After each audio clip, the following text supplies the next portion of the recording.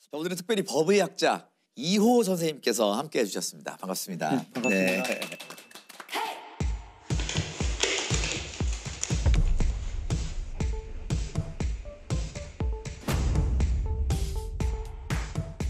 저는 한 몇 년 전 기사긴 한데요.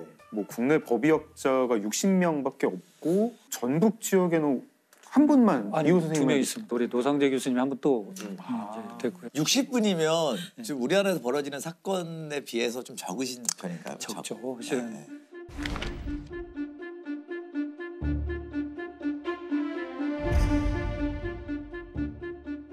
법의학자라는 직업이 드라마나 영화에 소개가 많이 되면서 선망하는 직업이 될 것 같기도 한데 그렇지 않은가 보죠. 이제 의대생 입장에서는. 많아 보이는데 이제 추수가 안 되고 있죠. 예. 뭔가 뭐를 심을 때는 많아 보이는데 네. 딱 키우고 나면 임자들이 다 있어서. 비유가 절묘하시고. 아이, 감사합니다 작가님. 추수꾼. 24년 하셨어요. 몇 건 정도 하셨다고 보면 될까요? 예, 직접 감정서를 쓴 건 약 3,000건 정도가 좀 넘고요. 동료들하고 같이 본 건들은 이제 기억은 없지만 5,000건 넘지 않았을까 이렇게 보고 있습니다. 5,000건. 상상이 안 가네요. 쉬울 것 같지는 않은데. 그러니까 저희들 상식으로는 참 쉽지 않죠. 쉽지 않은데. 저도 그 부검에 한번 3번 정도 네. 들어가 본 적이 있는데 네. 처음에 가장 놀랐던 게 그 시체에 뭔가 죽음의 마지막 순간과 표정이 얼굴에 담겨 있는 거예요. 그래서 그게 아직도 사실 생각이 나거든요. 그래서 그때 처음 봤던 게 실은 시신을 보는 것, 시신을 대하고 부검하는 것보다 부검이 끝나고 법정에 제출해야 될 감정서 작업이 저희한테 더 스트레스예요. 다 기록하고 우리 의견을 제출하고 이건 아무리 세월이 흘러도 그 감정 기록은 남거든요. 20년, 10년 지났을 때 보면 그 당시 부검이의 소견서가 예, 큰 그렇죠. 증거가 되는 예, 경우도 예, 많고 예. 실마리가 되는 경우도 굉장히 많아서 결국 그걸 하려고 부검하는 거기 때문에 실은 시신 부검하는 그날은 그 자체는 스트레스는 아닙니다. 그 전공을 네. 이제 의학을 공부하시면서 법학을 하셨다고 제가 우연히 이제 저희가 법정에 제출하는 감정서를 네. 제출하는 것이 법의학이거든요. 법률가들의 마인드나 법률가가 무엇을 물어보는지 알아야 되는데 야. 의학적인 관점으로만 답변하는 동문서답이 될 수 있다는 네. 생각을 해서 법학사를 한 거죠. 법학사를 박사. 공부했구나. 그래서 형법도 형사소송법도 배우니까 그전에는 의사 입장에서 볼 때 왜 이런 반복적이고 이상한 질문을 자꾸 할까라고 했던 질문이 법률가는 이렇게 물어볼 수도 있겠구나라고 맞춰서 이제는 그 질문에 대해서 미리 생각을 하고 답변하게 됐죠. 그래서 저희 후배들은 대부분 법학사를 해요. 일단 사건 하나 제가 소개하려고 하는데요. 2009년 6월에 광주에서 있었던 사건인데요. 그 초등학생 공기총 살인 사건 이렇게 알려진 거예요. 되게 끔찍한 사건인데 밤 8시 반쯤일 거예요. 이제 사건의 그 범죄자인 40대 이 씨가 운전을 하고 가다가 횡단보도를 건너고 있는 그 초등학생을 신호도 무시하고 달려서 친 거예요. 일단 그 이 씨는 지금 현재 음주 운전 상태고 심지어는 지금 무면허 상태이기도 해요. 모든 게 안 좋죠. 2005년에 이미 음주 운전으로 면허가 취소가 됐는데 2007년에 운전을 하다 잡힌 거예요. 무면허 음주운전에 이제 신호를 무시하고 초등학생을 횡단보도에서 친 거예요. 답이 안 나오네.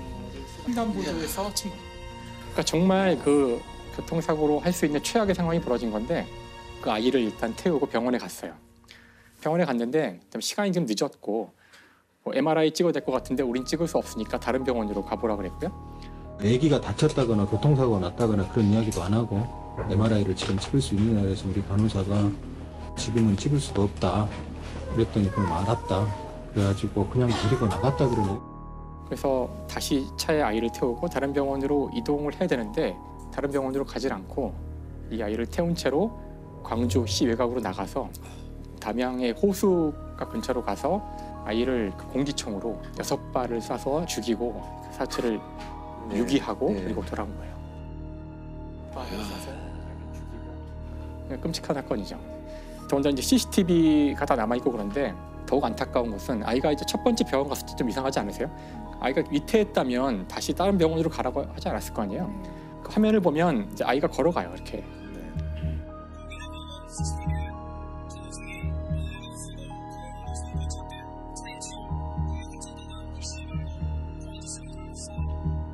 그러니까 아이는 크게 다치지 않은 상태였다는 거예요. 그러니까 다 거짓말한 거죠. 그래서 아마도 지금 자기의 상황이 3개월만 더 있으면 이제 응시를 하고 면허가 생길 수 있을 텐데 이런 사고가 터지니까 이 사건을 은폐하려고 아이를 이제 죽인 거예요. 아이를 죽이고. 그래서 이제 굉장히 안타까운 이제 사건이고 이제 어쨌든 여기에 지금 보면은 술이 몇 차례 걸려져 있는 걸 알 수 있어요. 그러니까 일단 범죄자가 이 사건을 벌이게 되는 이유도 음주운전으로 이제 면허가 취소되고 한 거. 이 사건 자체도 이제 음주 중에 벌어지는 이제 사건이고. 그렇죠. 그래서 이렇게 끔찍한 사고를 보면서 마시지 말아야 되는 거죠. 그런 상황까지는. 그래서 그거를 인지하고 마셨다고도 볼 수 있기 때문에 오히려 사고를 저지른 사람이 죄를 조금이라도 더는 데는 전혀 기여하는 바가 없다고 생각합니다. 이 사람은 술이 아니었어도 굉장히 나쁜 사람인 것 같거든요. 그렇죠. 맞아요. 사실. 그래서 이게 사실 양형이 되게 궁금해요. 술을 마셨던 것이 이 사람의 판정이 어떻게? 살인 및 사체 유기 혐의로 해서 무기징역을 선고받게 되는데 사체 무기징역? 유기로 무기징역이 나왔으니까 술을 별로 고려하지 않은 것 같은데요. 그렇죠. 그 실제 요즘도 주치감경 주치감경에 대해서는 진짜 비판 여론도 많이 많고 많죠. 실제로 생각하시는 것만 그렇게 주치감경 잘 안 돼요 요즘에. 예. 그래요? 오히려 이 자기가 술을 마시면 이런 행동을 할 수 있다는 걸 예견하고 술을 마신 거에 대해서 더 책임을 가중해야 되는 네. 거예요 실제로는. 그리고 주치감경 이제는 그런 사례가 사실 많지 않아요. 거의 이제 고의로 입실적 그렇죠. 고의로 예, 맞아요. 인정을 하죠. 그러니까 근 몇 년 만에 많이 분위기도 바뀐 거예요. 맞아요. 예, 예. 제가 이제 말씀드릴 사건도 오로지 자기의 만족을 위해서 한 사람의 영혼을 파괴하는 스토킹 얘기예요. 이 말을 되게 많이 쓰는데요. 10번 찍어 안 넘어가는 나무 없다 이런 얘기를 다들 아실 거예요. 사실 원래 이 속담의 의미는 뭔가 꾸준함, 적극적인 어떤 인간의 의지를 포기하지 얘기하는 말고 끈기 있게 그럼요. 하라. 네, 좋은 의미였지만 이게 찍는 대상이 사람이라면 그리고 그 사람이 원치 않았다면 이건 완전히 다른 얘기가 되고 정말 무섭고 끔찍한 얘기가 되거든요.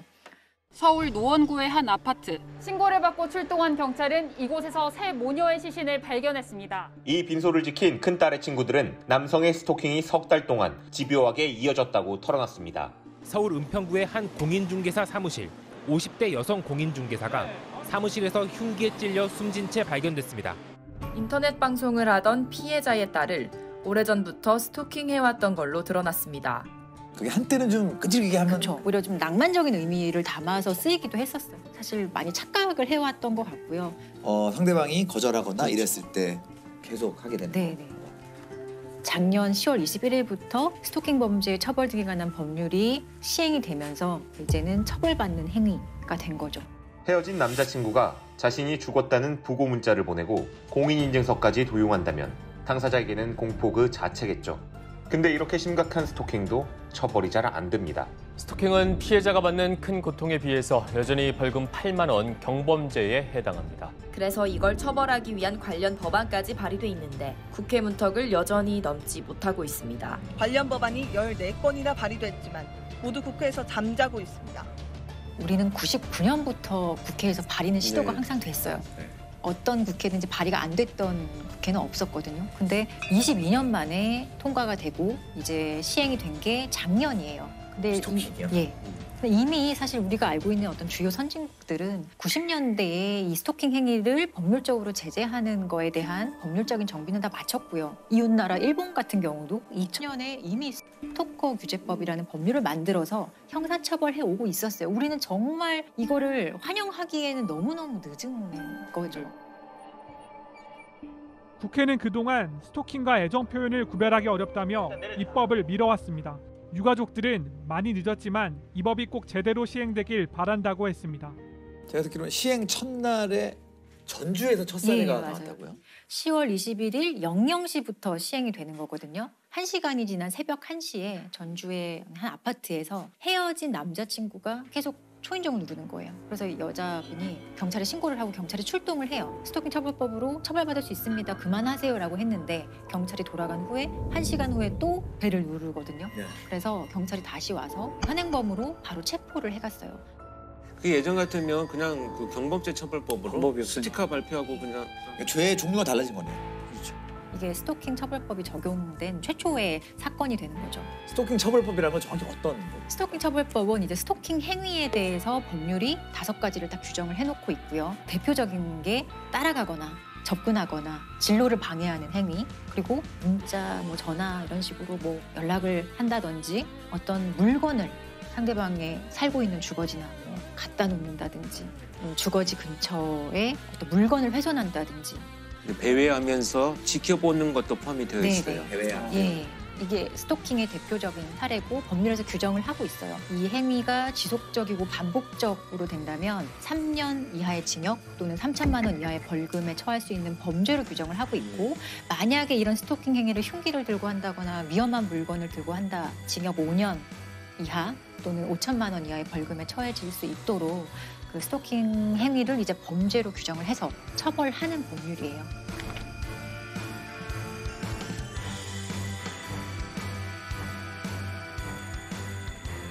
변호사님께서 직접 스토킹 사건 피해자를 좀 변호하신 적이 있으시죠? 제가 기억나는 사건 중에 하나는 2020년 초에 이제 N번방 사건으로 디지털 성폭력과 성착취의 어떤 실태와 현황을 보고 많이 충격을 받았잖아요. 여성들을 협박해 촬영한 성착취물을 텔레그램에 유포한 이른바 N번방 사건과 관련해 경찰이 124명을 검거했습니다. 26만 명으로 추산되는 대화방 회원들에 대한 수사도 본격화하고 있습니다. 조주빈과 이제 그 성착취 영상물에 관여한 주범들의 조금 가려진 공범 하나가 있어요. 강모 씨라는 공범인데, 강모 씨가 이 9년 동안 한 피해 여성을 스토킹을 했었거든요. 근데 그 혐의로도 기소가 되어서 재판을 받게 되었었고, 재판 과정에서 이 스토킹 피해자를 제가 변호를 했던 사안인데, 저는 이게 사실 가장 기억에 남는 스토킹 피해 사건이에요.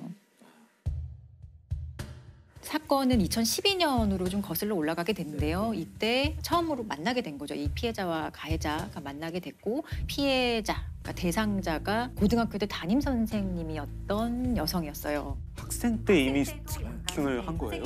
이 가해자 학생이 그러니까 당시에는 고등학생이었는데 학교 생활에 조금 적응 못하고 사회성에 조금 문제가 있어서 선생님이 여러 도움을 많이 줬다고 해요. 근데 그러던 과정에서 이 가해자는 이 선생님한테 조금 의존하게 되고, 그게 발전해서 집착하게 되고 스토킹이 시작이 된 거거든요. 근데 이런 게 학교에서도 선생님이 너무 힘들고 하니까 반을 조금 분리하는 방식으로 거리를 좀 두려고 노력을 했었는데, 그 과정에서 이 학생은 그걸 받아들이지 않고 자퇴를 해버려요.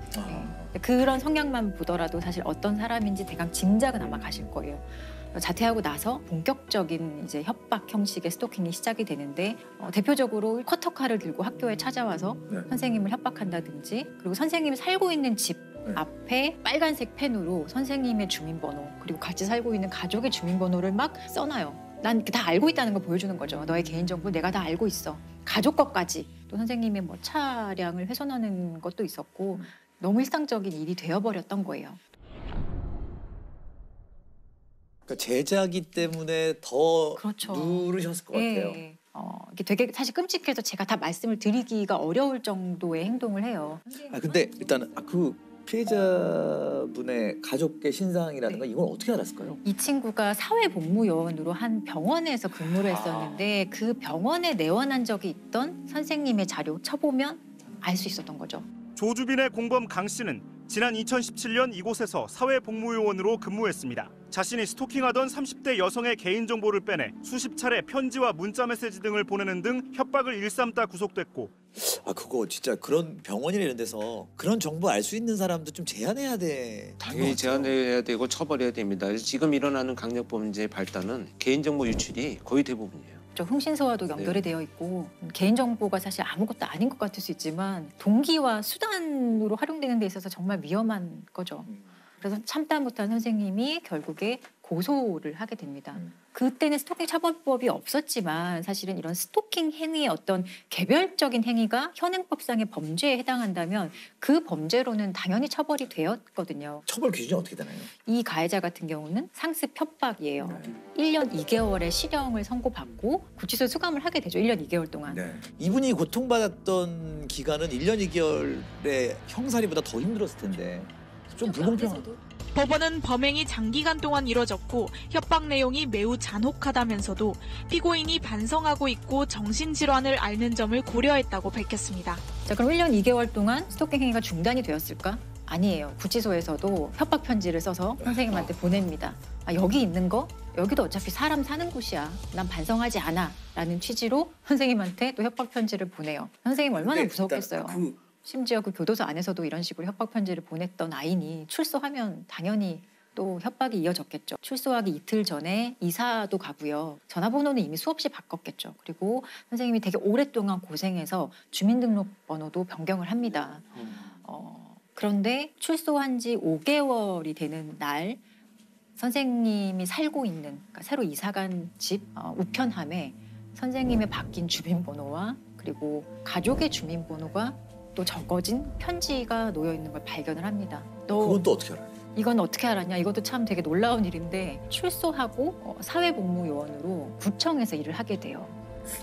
이해가지 않으시죠? 이런 전력이 있는 사람이 또 신상 정보를 알 수 있는데 또 그렇죠. 구청에 사실 우리 뭐 개인정보 다 가지고 있는 거잖아요. 어떤 증명서 발급하고 이럴 때 주민번호, 이름 있으면 다 발급할 수 있는 건데 사실 사회복무요원은 접근 권한이 없어요. 없는데 그러니까 잘못된 방식으로 일을 한 거죠. 그러니까 실제로 이게 당시에 N번방 사건과 함께 좀 얘기가 되면서 많은 사람들이 충격을 받았어요. 박사방 운영자 조주빈은 공익근무 요원들에게 신상 정보를 받아서 피해 여성들을 협박했죠. 공익요원에게 한 건당 15만 원씩 주겠다고 제안하는 것으로 드러났습니다. 공익근무 요원 강모 씨도 개인정보를 빼내 수차례 조주빈에게 건넸지만 60만 원밖에 못 받았다고 주장했습니다. 황당한 건 복무기간이 남은 강 씨가 출소 9일 만에 구청 공익으로 배치돼 개인정보에 또다시 접근할 수 있게 됐다는 겁니다. 구청은 과거 강 씨가 개인정보 유출 관련 전과가 있는지도 전혀 몰랐습니다. 아니 근데 그렇게 뭐 어떤 혐의로 갔다 왔는지 몰라도 1년 2개월 실형 갔다 오는 거는 되게 큰 거잖아요. 무슨 범죄든 간에. 근데 그 당시에 병무청에서도 사실 사과를 했었어요. 이유는 무엇이냐고 물었더니 정말 저희 납득하지 않지만 정가와 관련된 거는 너무 민감한 개인정보이기 때문에 우리는 제공받지 않는다. 몰랐다는 거예요. 그 개인정보는 보호가 되는 거죠. 아니 근데 우리가 보호해줄 사람 보호, 이런 식의 보호를 하기 위해서 개인정보법 같은 게 있는 게 아니거든요. 아무튼 얘는 사회복무요원으로 구청에 다시 들어가서 일을 해요. 개인정보와 관련된 일을. 그리고 조주빈 등과 함께 교류하면서 협박의 방식이나 이런 게 더 심해졌겠죠. 이 스토킹 가해자는 이 선생님의 아이를 죽이기 위해서 조주빈에게 400만 원을 주면서 살인을 예비해요. 그러니까 좀 보복해달라. 진짜 실행에 옮기려고. 살인 첨보를 첨부를 실제로 400만 원을 주고 하고 실제로 살인 예비죄로도 유죄를 받았어요. 나는 죽이려고 한 목적은 없다. 그냥 뭐 보복을 해달라는 얘기지. 그게 죽여달라는 얘기는 아니다. 이런 식으로 재판에서 주장했지만 받아들여지지 않고 살인 예비죄도 인정이 됐고. 공범의 담임 선생님이었던 피해자는 제자에게 긴 세월 스토킹을 당하다가 딸의 목숨까지 빼앗길 뻔했습니다. 조주빈에게 A씨 딸의 살해를 청탁하고 400만 원을 건넸습니다. A씨의 연락처와 딸의 어린이집 주소 등을 넘겼습니다. 조주빈은 강 씨에게 A씨의 딸에게 독극물을 쓰겠다는 메시지까지 남겼습니다. 강 씨는 흉기를 들고 찾아가기도 했고 어린 딸을 협박하는 문자도 수차례 보냈습니다. 어떤 얘기를 하냐면 우리나라 법 좋아. 나는 심신미약으로 3년만 살다 나오면 돼. 이런 말을 아무렇지도 않게 해요. 그래서 선생님이 결국에는 도저히 참을 수 없어서 이제 또 다시 고소를 했고 이 N번방의 사건과 함께 이제 사건이 진행돼서 13년형이 이제 확정이 된 상태예요. 13년 뒤에 선생님한테는 13년도 그렇죠. 이 13년 뒤가 문제죠, 실제로는. 지금 나이가 20대인 거죠. 네. 그러니까요. N번방 관련된 피고인들은 다 20대 초중반. 선생님이 이 고소를 한 이후에 너무너무 고통스러워서 이 신상 공개를 좀 요구를 해요. 이 가해자 좀 신상 공개를 해서 사람들이 좀 모두 알아봤으면 좋겠다라는 식으로 국민청원을 하고 그 국민청원에 51만 명이나 사실 동의를 했고 당시에는 되게 뜨거운 이슈였어요. 청원글은 게시 하루 만에 30만 명 가까이 동의하는 등 큰 호응을 얻고 있습니다. 청원인은 강 씨 신상 정보를 제발 공개해달라며 신상 공개가 안 된다면 그 다음 누군가가 이 세상에 없을 수도 있다고 호소했습니다. 좀 이런 얘기를 올리신 게 있는데 사실 이게 되게 스토킹 피해자가 겪는 전형적인 고통과 끔찍함과 어떤 무력감을 잘 담은 것 같아서 제가 한번 읽어드릴게요. 실형을 살고 나와도 달라진 것이 없는데 저는 이제 어떻게 해야 할까요? 아이의 이름, 주민번호, 어린이집까지 모두 다 알고 있는데 이제는 어떻게 도망갈 수 있을까요? 저에겐 이름이 몇 개가 생길까요? 주차장에서 언제쯤이면 마음 편히 집에 들어갈 수 있을까요? 지금은 아이가 어려 부모가 옆에 있지만 나중에는 그 사람 얼굴도 모르는 우리 아이에게 무슨 일이 벌어지면 전 어떻게 살 수 있을까요? 언제쯤이면 발 뻗고 잘 수 있을까요? 라는 얘기를 했는데 너무 무섭죠. 이게 스토킹이 되게 막연하다고 생각하실 수 있지만 실제로 그냥 이 사건 한 번만 이 피해자 입장에서 바라봐 준다면 하루를 그냥 온전하게 보내기도 정말 어려운 게 스토킹 피해거든요.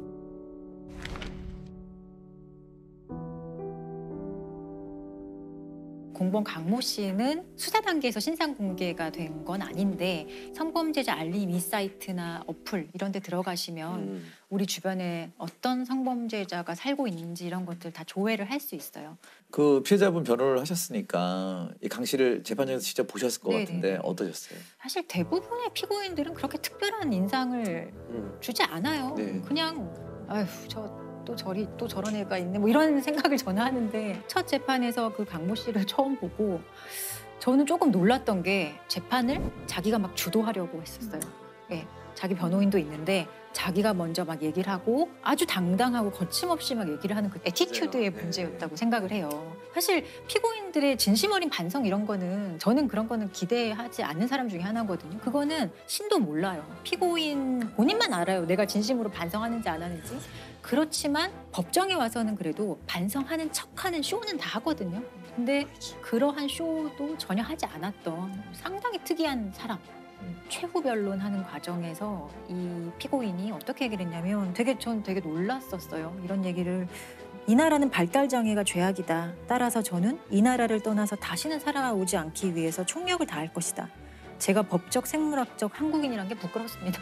이런 얘기를 하거든요. 또 나라 탓하는 거. 이게 그렇죠. 자기는 장애가 좀 있고 우리나라가 제대로 날 돌보지 못했어. 그래서 난 우리나라가 싫어. 떠날 거야. 자기가 말도 안 돼. 재판에서 이런 얘기를 한다는 게 사실 일반 사람이 되게 이해하기 어렵거든요. 제가 지금 무슨 말 하나 저기에 앉아서 그런 생각을 들 정도로 법정에서도 이런 얘기를 많이 했던 거고. 반성문도 제출. 네, 했죠. 그렇지만 판사가 이건 반성하는 게 아니야 라고까지 얘기할 정도로 본인이 억울하다는 취지에 이 사건으로 인해서 나와 가족이 얼마나 고통받는지에 대해서 좀 더 어필하고 싶었던 것 같아요. 내가 피해자일 수 있다. 내가 피해자다라는 얘기를 더 하고 싶었던 것 같아요. 타인의 고통을 못 느끼는 거죠. 예, 공감 능력 같은 게 전혀 제로인 거죠. 반성의 의미 이런 것들은 판결문에 전혀 들어가 있지 않습니다.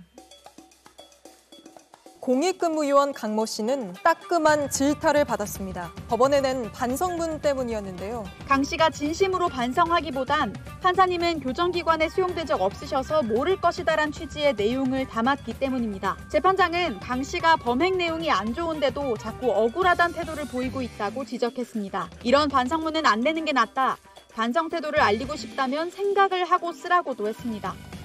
그래서 일단은 지금 이제 스토킹 법이 개정되면서 몇 가지 아쉬운 점들이 이 범죄를 저지른 사람들이 이런 정상적인 사고가 아니라면 뭐 형량도 강하게 처벌하기 중요하지만 치료적 개입이 반드시 되지 않는다면 그냥 들어갔다 나왔다 반복되는 것밖에 안 된다. 이런 의견들이 많죠. 일단은 스토킹의 행위, 스토킹 가해자에 대해서 좀 처벌을 하는 게 목적인 법률이기는 해요. 아직은 스토킹 피해자에 대해서 좀 충분한 피해 보호라든지 예방을 하기 위한 법률이라고 보기는 좀 무리가 있어요. 보면 아까 지금 얘기 들어보면 한계도 분명히 보이는 것 같고 좀 문제점들이 좀 보이는 것 같아요. 예. 근데 이런 문제가 있을 때는 사실은 법률이 완벽할 수는 없거든요. 심지어 처음 입법된 법률이기 때문에 그런 문제점을 빨리빨리 파악하고 사실 개정을 하는 거는 제정하는 것보다 훨씬 쉽잖아요. 그러니까 현장에 피해자들이 어떤 고통을 겪고 있는지 그리고 스토킹 범죄라는 게 아주 특성이 분명한 범죄거든요. 창의적으로 진화하는 방식이기 때문에 그런 범죄의 특성을 파악해서 끊임없이 법률이 따라가야 돼요. 법률이 절대 앞서갈 수는 없거든요. 네, 법률은 뒤따라가야 돼요. 계속 예, 계속 개정에 좀 적극적이어야 할 필요가 있는 거예요. 그리고 정말 아까도 말씀드린 정말 강조하고 싶은 거는 상대가 조금이라도 싫어하는 걸 본인이 알았다. 하지 말아야 돼요. 근데 또 그걸 모르는 사람이 또 많죠. 관심도 없고 배려도 없고 공감도 못하는 사람들이 많죠. 상대방의 동의라는 게 얼마나 중요한 것인지 상대방이 나 그만해, 나 싫어라고 분명히 얘기를 하거든요. 나 이렇게 하는 거 원하지 않아 라고 했으면은 더 이상 안 나갔으면 좋겠어요. 그게 정말 하고 싶은 말이에요. 그럼 많은 일들이 해결돼요, 정말로. 내가 부릴 수 있는 자유는 상대의 코끝 앞에서 멈춰야 된다는 얘기 있잖아요. 오늘 어록을 많이 남기고 계시네. 자, 권일원 교수님께서도 기억에 남는 사건이 있으신가요? 네, 여기 전주에 오면 또 기억나는 사건들이 많이 있죠. 제가 이제 퇴직을 했기 때문에 사건에 투입되지는 않았는데 이 사건이 워낙 충격적이다 보니까 사건 분석에 대한 의뢰를 받아서 일부 분석했던 사건입니다. 2020년 전주에서 발생한 소위 최신종 살인 사건인데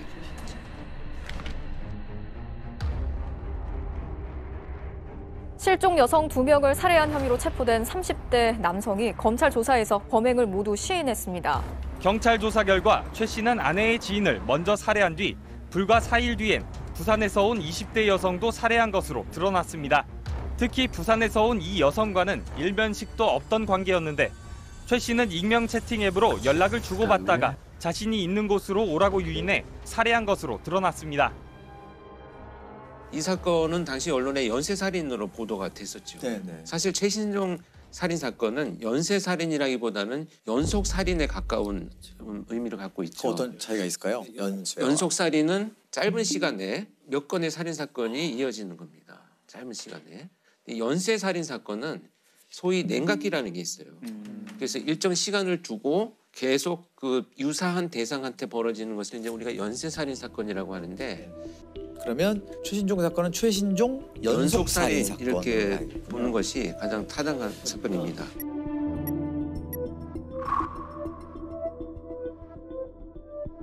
그럼 살인을 저지른 이유는 그런 어떤 습성이 나온 걸까요? 아니면 처음에는 이제 처에 친구한테 내가 돈을 빌리려고 했다. 근데 돈을 빌려주지 않고 무시하는 말을 계속하고 그래서 화가 나서 살해했다라고 주장은 하지만 뭐 성폭행의 흔적도 있었고 사망한 피해자의 카드를 가지고 현금을 48만 원을 인출을 합니다.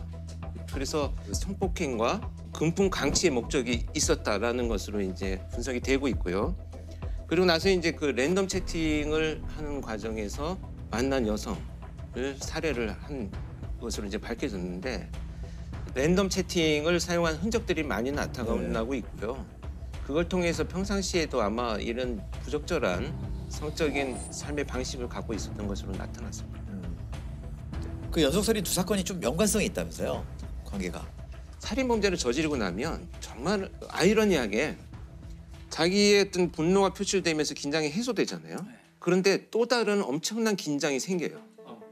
근데 이 긴장을 해소하는 방법으로 대부분 방화나 또 성범죄나 도박 이런 것에 그냥 빠져서 그 스트레스를 해소하는 방식을 선택하는 범죄자들이 되게 많습니다. 그런데 이 최신종 같은 경우에는 성범죄로 그것을 해소하는 이런 성향을 갖고 있었던 것으로 보여지죠. 이 최신종에게서의 성이라는 의미는 극도의 스트레스 상황을 벗어나는 어떤 도구로 쓰여진 그런 의미를 갖고 있는 이 편지도 한 번씩 좀 나눠드리겠습니다. 자, 이건 먼저 보여드릴게요. 이건 편지 봉투에 써 있는 글입니다.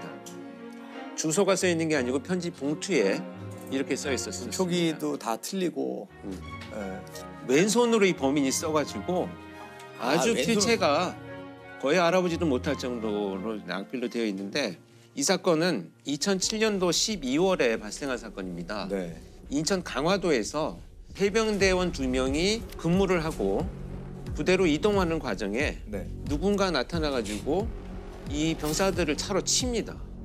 차로 충돌을 해가지고 그 쓰러진 병사들의 총을 뺏어간 사건이에요. 근데 그 병사들 중에 한 명이 총을 빼앗기지 않기 위해서 이제 저항을 하니까 칼로 찔러서 살해하고 도망간 살인 사건이 됩니다. 이제 수사가 전개되니까 이제 편지가 수사팀에 전달이 되었던 거죠. 그러니까 이제 체포되기 전에 자기가 의도적으로 수사 방향을 바꾸고 자기 변명을 하고 여러 가지 의도를 가지고 이제 보낸 편지가 되겠습니다. 굉장히 장문의 편지인데요. 첫째 줄에 보시면 저는 이번 총기 사건의 주범입니다. 아무도 궁금하지 않은 내용을 써놓았습니다. 공범이 있는 것처럼 만들어놨죠. 주범이라는 표현을 쓰면서. 백양사 부근 이런 얘기가 있잖아요. 그리고 편지는 부산에 가서 보냅니다. 뭐 상당히 자기 나름대로의 계획을 수립하고 여기저기 혼선을 주는 거죠. 아, 혼선을 주려고 보내는 거군요, 지금.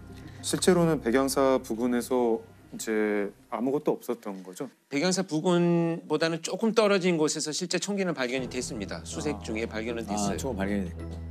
그리고 이제 군인과의 뭐 대치 상황에 대한 이제 이 내용들은 사실 언론에 보도가 안 된 거예요. 그래서 수사팀에 내가 진범이야를 힌트를 주고 있습니다. 범인만 아는 내용들을 살짝 넣어놨어요. 그리고 민간인으로부터 모자, 혈액 등 구입해서 범행 현장에 방치해서 수사 방향을 혼선을 주려고 했다라고 하는데 이건 무슨 얘기냐면 격투하는 과정에서 자기가 실제 쓰고 있던 자기 모자를 떨어뜨려요. 그래서 경찰이 거기서 수거를 해가지고 DNA를 찾습니다. 내가 아니다. 이거죠. 자기 거예요. 자기 거 아니라고? 민간인에게 피해를 줘서 엉뚱한 사람을 죄인으로 만들어서 수사하게 만들었으니 미안하다. 잔머리를 엄청 부렸네. 애썼다 싶네요, 진짜. 이 얘기 너무 재밌어요. 살인을 범했지만 최소한의 인권을 존중해 주시. 여기가 이제 이 편지를 보낸 아마 핵심 내용 중에 하나이지 않는가 하는 생각이 드는데, 자, 만약에 내가 자수를 하게 된다면 너희들은 이런 걸 해줘야 돼 라고 이제 의도를 드러내고 있습니다. 근데 어떻게 잡혔나요? 이 편지의 봉투에서 지문이 나왔습니다. 저런. 이거 어떻게 엉성하죠?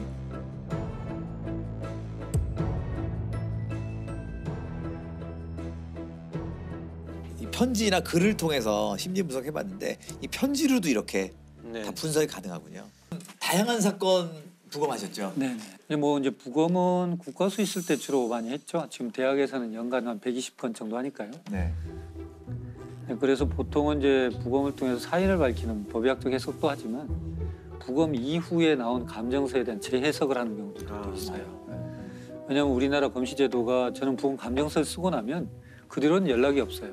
수사기관이 진행을 해서 기소를 하거나 하고 재판에서 어떤 논란이 붙었을 때 그때 이제 저한테 자문을 해오는 경우가 있죠. 이제 그 중에 하나 이제 기억나는 게 지금은 이제 통상 알려진 약촌 오거리 택시 강도 사건. 그게 제가 부검을 하고 재심까지 갔던 사건인데요. 제가 듣기로는 그게 아마 영화화도 됐던 재심이라는 영화가 됐던 사건인데 2000년 8월 10일 날 택시 기사가 동료 기사들한테 무전을 합니다. 택시 강도를 당했다고. 그래서 택시 기사들이 가보니까 이미 칼에 찔려서 다량 실혈이 있었고 그러나 이미 출혈을 너무 많이 해서 사망한 사건입니다. 강도 살인 사건이기 때문에 그 다음날 저희한테 부검을 오게 된 거죠. 사인 자체는 진단내는 게 어렵지는 않아요. 왜냐하면 눈에 확연히 보이기 때문에 그 당시 이제 그 심장 자창 이렇게 이제 해서 사인을 냈죠. 근데 이제 제가 이제 감정서를 쓰다 보면 전체를 다 해요. 극히 이렇게 상처가 커 보여도 그 부분만 하는 게 아니고 전신을 전체를 다 봐서 혹시 빠진 부분 또는 흔적을 찾으려고 노력을 해요. 이 가슴에 8군데의 자창이 있음에도 불구하고 어느 것이 주로 안에 들어가고 어떤 건 자입하지 못한 것이 있거든요. 그 중에 들어갔던 것이 2번과 3번의 늑골을 절단하고 그 다음에 폐와 심장을 지나서 척추 끝까지 이어진 그리고 이제 또 하나는 병원에서 치료 중에 발생하는 손상들이 또 있어요. 그건 사후죠. 이것을 구분해서 기술을 해요. 목격자가 용의자가 됐죠. 그렇죠. 이제 그 당시에 그 목격자는 다방에서 배달을 하는 15살 최모군이에요. 아무런 생각 없이 오토바이를 타고 가는데 2명이 후다닥 뛰어가는 걸 자기는 스쳤어요. 스치고 가서 보니까 택시 기사가 피를 흘리고 쓰러져 있는 것을 목격합니다. 그게 이제 목격자 진술입니다. 근데 그 목격자 진술했던 사람이 며칠 만에, 사흘 만에 범인으로 이제 발바꾸면 되죠. 그러니까 최군 입장에서는 목격한 것이 인생을 바꿔버린 일이 된 거죠. 그 당시 이제 용의자인 최군은 목과 뭐 어디를 몇 군데 찔렀다, 어디를 찔렀다 이렇게 자백을 했고. 아, 자백을 했어요. 그렇게 해서 이제 자백을 했기 때문에 당시 이제 기소가 되고 재판에 섰을 때. 그 허위 자백하게 되는 그 심리가 뭘까요? 허위 자백은 명백하게 법정에서 정말 진실이 밝혀질 것이라는 것을 기대하면서 합니다. 여기는 우선 모면을 해야 돼요. 이미 나는 살인범으로 지목이 됐어요. 지금 여기는 아무도 나를 믿어주지 않아요. 그런데 법정에서는 정말 전문가도 나오고 진실이라는 것은 반드시 밝혀질 거야. 이 기대는 지금 이 상황에서 벗어날 수 있는 어떤 동기를 작용을 하는데 거기에 대한 연구들이 많아요. 그래서 1심에서 이제 자백은 실은 허위였다. 그리고 가혹행위 때문에 내가 허위 자백을 했다라고 얘기를 하게 되죠. 그래서 1심 재판에서는 그렇게 얘기했음에도 불구하고 그대로 받아들이지 않고 유죄가 되죠. 2심에서는 다시 이제 항소를 했지만 변호사, 이제 국선 변호사의 논리는 그렇습니다. 이게 너의 유죄의 증거도 없지만 무죄를 입증할 방법도 없으니 그걸 받아들이고 선처를 바라는 게 어떻겠느냐. 그래서 1심에서는 그 당시 15살인 최군의 소년범으로서는 최고형이니까 15년을 선고받고 2심에서는 그렇게 해서 10년으로 감형이 돼요. 2000년에 발생했지만 2010년에 만기 출소를 합니다. 그런데 그 사이에 이제 어떤 문제가 있으면 나중에 저도 이제 알았고 정리를 해보면 2003년도에 누군가가 내가 이렇게 살인했었다라고 얘기를 하는 게 첩보에 잡혔어요. 경찰서에. 한 10대 소년이 택시 살인 강도 혐의로 3년 가까이 옥살이를 하던 중 진범으로 보이는 용의자가 붙잡혔습니다. 택시 강도 미제 사건을 수사하던 경찰은 용의자 22살 김모 씨로부터 자신이 지난 2000년 8월 택시기사 강도 살해 사건을 저질렀다는 자백을 받아냈습니다. 그런데 이 친구들이 가서 보니까 48시간 만에 풀려나거든요, 본인들이.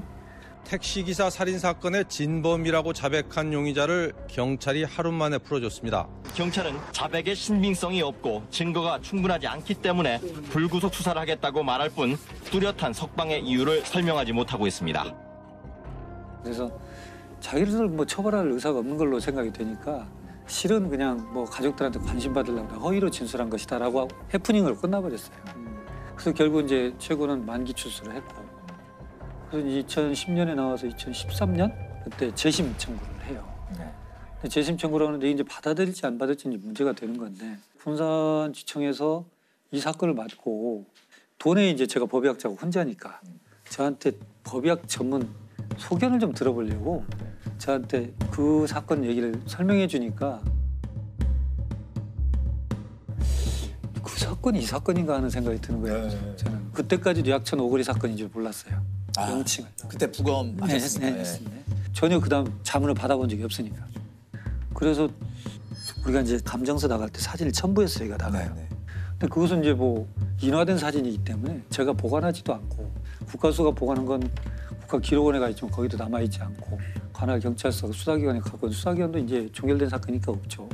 근데 저 같은 경우는 법의학 수업 시간에 슬라이드로 보여줘야 될 좋은 자료들이 있잖아요, 학생들한테. 그럼 필름을 바꿔서 다른 카메라로 찍어줘야 돼요. 굉장히 불편한 일이거든요. 제가 그 당시 이제 디지털 카메라가 막 나와서 샀어요. 그래서 그걸로 혹시 찍었지 않았을까? 라는 생각을 한 거예요. 그래서 USB가 없고 이제 CD에다 이렇게 꽂아요, 제가.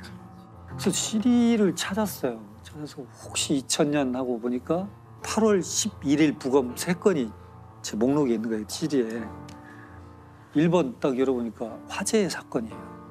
아니고 2번 여니까 어떤 여자분 사진인데 이것도 아니고 없나? 3번 딱 여는데 익산 써 있어요. 보니까 그 사건인 거예요. 선명한 이제 디지털 카메라 사진이 있는 거죠. 아, 이것은 가서 보여줘야겠다. 군산지청 지청장님하고 이학 검사분들 다 모시고 사진을 전체 슬라이드로 보여줬어요. 근데 2003년도에 본인이 자백했던 사건이지 않습니까? 일부 이게 그 진범과 그 옆에 있었던 친구의 조사인데 우선 진범이 이렇게 표현해요. 돈을 다 내놓아라 라고 하자 택시기사가 놀래면서 밖으로 나가려고 하는 것 같아서 제가 제 왼팔로 택시기사 왼쪽 어깨 옷을 잡고 오른손으로 잡고 있던 칼로 쇄골 부위를 찌르자 칼끝에 뼈가 걸리는 느낌이 들었으며 칼끝이 어디에 걸린다는 표현은 경험하지 않으면 못해요, 말을. 그건 소설 속에도 없고 배우지 못해요. 2번과 3번의 늑골을 절단하고 그다음에 폐와 심장을 지나서 척추끝까지 이어진 그리고 이제 친구의 진술인데요. 그 칼은 가정집에서 쓰는 식칼이었는데 칼끝이 휘어 있었습니다라고 표현해요. 그리고 칼끝이 뭔가 묻어서 건조가 됐는데 지방기처럼 말라붙은 시커먼색이 붙어 있습니다. 이것은 굉장히 사실적인 진술이거든요. 근데 반전은 뭐냐면 그 당시 최군의 진술에서는 어디를 찔렀냐 그러면 가슴을 찌르고 등을 찌르고 옆구리를 찌르고 얼굴을 찔렀습니다라고 굉장히 드라이하게 이렇게 진술이 돼 있어요. 근데 문제는 옆구리를 찔렀던 최군의 진술에서 모순이 뭐냐면 옆구리에 있는 세 군데의 자창은 병원에서 생긴 겁니다. 폐가 찔리고 심장이 찔리니까 출혈이 흉곽으로 차요. 그럼 숨을 못 쉬잖아요. 네. 병원에서 옆에 절개를 합니다. 그래서 피를 뽑아내요. 그건 최군이 할 수가 없어요. 해서도 안 되는 거예요. 근데 최군은 정확히 옆구리도 찔렀습니다. 진술에. 야, 이건 너무 좀 인위적인 냄새가 난다. 조서를 읽고 다시 이제 그 사진을 검사들하고 다 같이 봤어요. 자, 이런 모양입니다. 그러니까 전부 다 그걸 받아들이게 된 거죠. 이건 재심할 수밖에 없겠구나. 이렇게 되는 거죠. 15년 전 있었던 익산 약촌 오거리 택시기사 살인 사건에 대한 재심이 오늘 광주 고등법원에서 열렸습니다. 사건 발생 16년 만에 최 씨가 다시 법정에 섰습니다. 무죄로 인정할 만한 명백한 증거가 있다며 확정된 법원의 재심 공판에 참석한 겁니다. 그래서 재심은 이제 받아들였고 군사일체에서 해서 대법원까지 가가지고 무죄로 됐죠. 그리고 이제 바로 진범으로 진술했던 그 사람이 바로 긴급 체포가 돼서 형을 살고 있죠 지금. 와, 이 교수님의 그 사진이 결정적인 그러네요. 역할을 한 거네요. 최종 이제 무죄 판결 듣고 어떠셨어요? 이제 뭐 사필 규정이죠. 실은 법을 다루는 사람들이 신은 아니니까요. 근데 그런 생각을 저도 역시 합니다. 반문하는데 이런 사건이 발생해서 피의자 신문조서, 범인으로 된 분의 조사나 현장 검증이 있을 때는 법의학 전문가가 같이 임장을 했으면 좋겠다는 생각을 해요. 과거 거 보면 현장 검증이 아니고 현장 강요지. 네, 맞아요. 그래서 이미 자기들이 갖고 있는 상황에서 진술을 받아내요. 그 현장에 보면은 검시관님들은 이제 법의학자분들이랑 다른 거죠. 그렇죠. 지금 이제 우리는 법의관이라고 하고 검시관들은 요 근래 이제 우리 과학사에서 각 경찰청마다 의료기술직 출신들의 검시 조사관을 두고 있어요. 지금은 그럼 현장은 이제 검시관은 출동을 해가지고 이제 자기 의견을 쓰고 하지만 이제 정확한 거는 부검을 또 해야 되죠. 그리고 이제 중요한 건 이번 건도 내부 장기의 치명적 손상으로 사망했다는 건 이미 알죠. 현장에서 형 보면. 그러나 어떤 경로로 갔는가에 대한 정확한 기술을 우리 이제 해놔야 돼요. 그래야만 나중에 그 지금처럼 이렇게 했다는 진술 누가 부합된다는 걸 얘기할 수가 있어요. 죽음을 검증하는 것이 너무 중요하다. 죽음은 상당히 어두운 분위기를 주죠. 그러나 죽음을 어둠으로 보지 말고 죽음은 살아있는 사람들한테 교훈을 던지는 살아있는 학문으로 좀 봐주셨으면 좋겠어요. 제가 가끔은 그런 얘기를 합니다. 어떤 사망 사건이 발생하고 누가 사고가 발생하면 불상사가 발생했다 이런 표현을 해요. 근데 불상사는 죽은 사람한테 발생한 게 아닙니다. 죽은 사람은 이미 죽었어요. 불상사는 그와 같이 미래를 꿈꿨던 사람들한테 불상사가 발생한 거예요. 즉, 산 사람한테 불상사가 발생한 겁니다. 그래서 우리는 죽음을 검증해야 돼요. 그래서 검증해야 돼요. 이게 법의학이 망자만을 위한 분석만 하는 게 아니고 산 사람을 위해서 여러 가지 교훈을 남겨주는 학문이에요. 그렇네요. 반대로 보험금을 노린 범죄도 그건도 참 저도 참 답답하고 지금도 돌이켜보면 이제 과연 아찔한 사건인데요. 2006년도쯤에 피해자가 아버지예요. 아버지가 이제 조수석에 탔고 아들이 운전하고 운전자의 어머니가 탑승하고 차량이 갑니다. SUV 차가. 근데 교차로에서 좌회전하면서 이미 정차돼 있던 소나타를 충격을 해요. 주도를. 그러고 나서 조수석에 탔던 이 망인만 가서 보니까 이미 사망한 상태예요. 크리스마스 밤에 교통사고로 한 50대 공무원이 숨졌는데요. 일가족이 타고 있던 SUV 차량이 신호대기 중이던 승용차를 들이받았습니다. 이 사고로 SUV 차량 조수석에 타고 있던 공무원 54살 김모 씨가 그 자리에서 숨졌습니다. 가족들은 가장인 김 씨가 교통사고로 숨졌다고 진술했고 서둘러 시신을 화장했습니다. 가족이 탑승한 상태에서 조수석에 탄 사람만 돌아가셨잖아요. 당연히 응급실 인턴쌤은 교통사고로 인한 사망, 의심할 여지가 없이 사망진단서 띄어졌죠. 그런데 사고 처리반은 우리 공 교수님 아시겠지만 사고 처리용 사진을 찍는 거예요. 첨부해야 돼 사진. 그 사진을 몇 장을 찍고 사망진단서는 발부됐고 사고 처리라는 것은 인정이 돼 있으니까 당연히 끝났죠. 근데 이게 이제 교통사고인데 문제는 장례 연락을 안 했어요. 부고를. 직장에도 연락하지 않고 또 형제들한테도 연락하지 않고 아무한테도 연락하지 않고 장례를 치러버려요.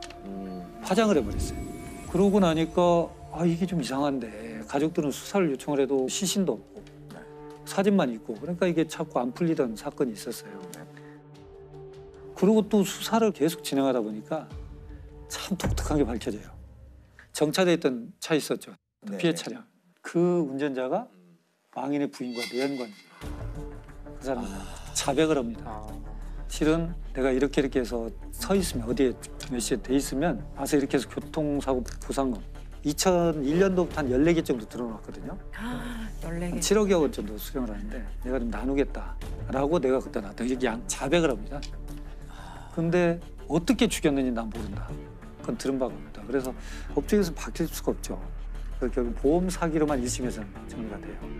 아들은 보험금 수령한 다음에 외국으로 갔어요.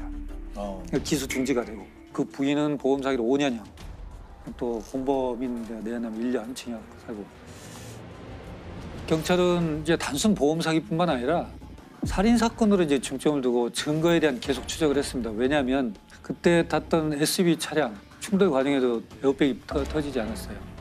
또 하나는 그때 교통사고 분석을 해보니까 시속 약 40km 미만으로 가고 있었던 속도이기 때문에 탁승자가 사망할 수 있다 이렇게 생각할 수가 없는 상태거든요. 근데 지금 2008년도에 저한테 이제 자문 의뢰가 됐죠. 근데 시신이 없구나 그러면 할 수가 없어요. 제 입장에 참 어렵다. 사건 개요를 다시 한번 들어봤어요. 그래서 보니까 그렇게 했는데 사진상 보면 전방 유리창이 2군데가 깨져 있어요. 거기에 2군데가 충돌돼 있으면 누군가가 2번 부딪혀야 되거나 또는 조수석이니까 뒷좌석에 탔던 부인이 부딪히거나. 부인과 운전자인 아들은 아주 정상이거든요. 근데 이게 좀 이상하다. 근데 시신 장례식장에서 찍은 사진이거든요. 지금 교통사고 처리반이. 근데 딱 뒷면을 보는데 시반이 형성이 잘 돼 있어요. 시반이라는 게 그 피가 고여가지고 그럼 결국은 우리가 사망했다 그러면 심장이 멈추는 거거든요. 심장이 멈추면 혈액이 돌아다닐 힘을 잃어요. 그럼 이건 맥체이기 때문에 중력이 작용하는 방향으로 그대로 이동을 해요. 그냥 시간이 걸립니다. 어느 정도 자리를 잡으면 색깔이 나타나기 시작해요. 근데 이 사람은 앉아있는 상태에서 사고가 나고 응급실 가서 계속 실려가면서 등 뒤로 이동할 수 있겠죠. 근데 시반이 사망한 지 1시간 반 만에 그렇게 형성될 수가 없어요. 조수석에 타기 전에 이미 누워있는 상태에서 시반이 형성됐어야 돼요. 사망 시간을 그 훨씬 전으로 봐야 돼요. 그래서 2심에서는 이게 이제 무기징역이 되죠. 그리고 이제 살인 혐의가 돼서 외국에 나와 있던 아들은 민터폴로 체포가 돼서 들어왔죠. 둘 다 이제 무기징역. 단순 교통사고 같았지만 망자의 부인과 아들이 범인으로 지목됐습니다. 김 씨 앞으로 14개의 보험이 가입돼 있었고 피해 차량 주인이 숨진 김 씨 부인의 내연남인 것도 의문이었습니다. 재판부 역시 김 씨가 살해된 상태로 사고를 당했다고 판단했고 김 씨의 부인과 아들에게 각각 무기징역을 선고했습니다.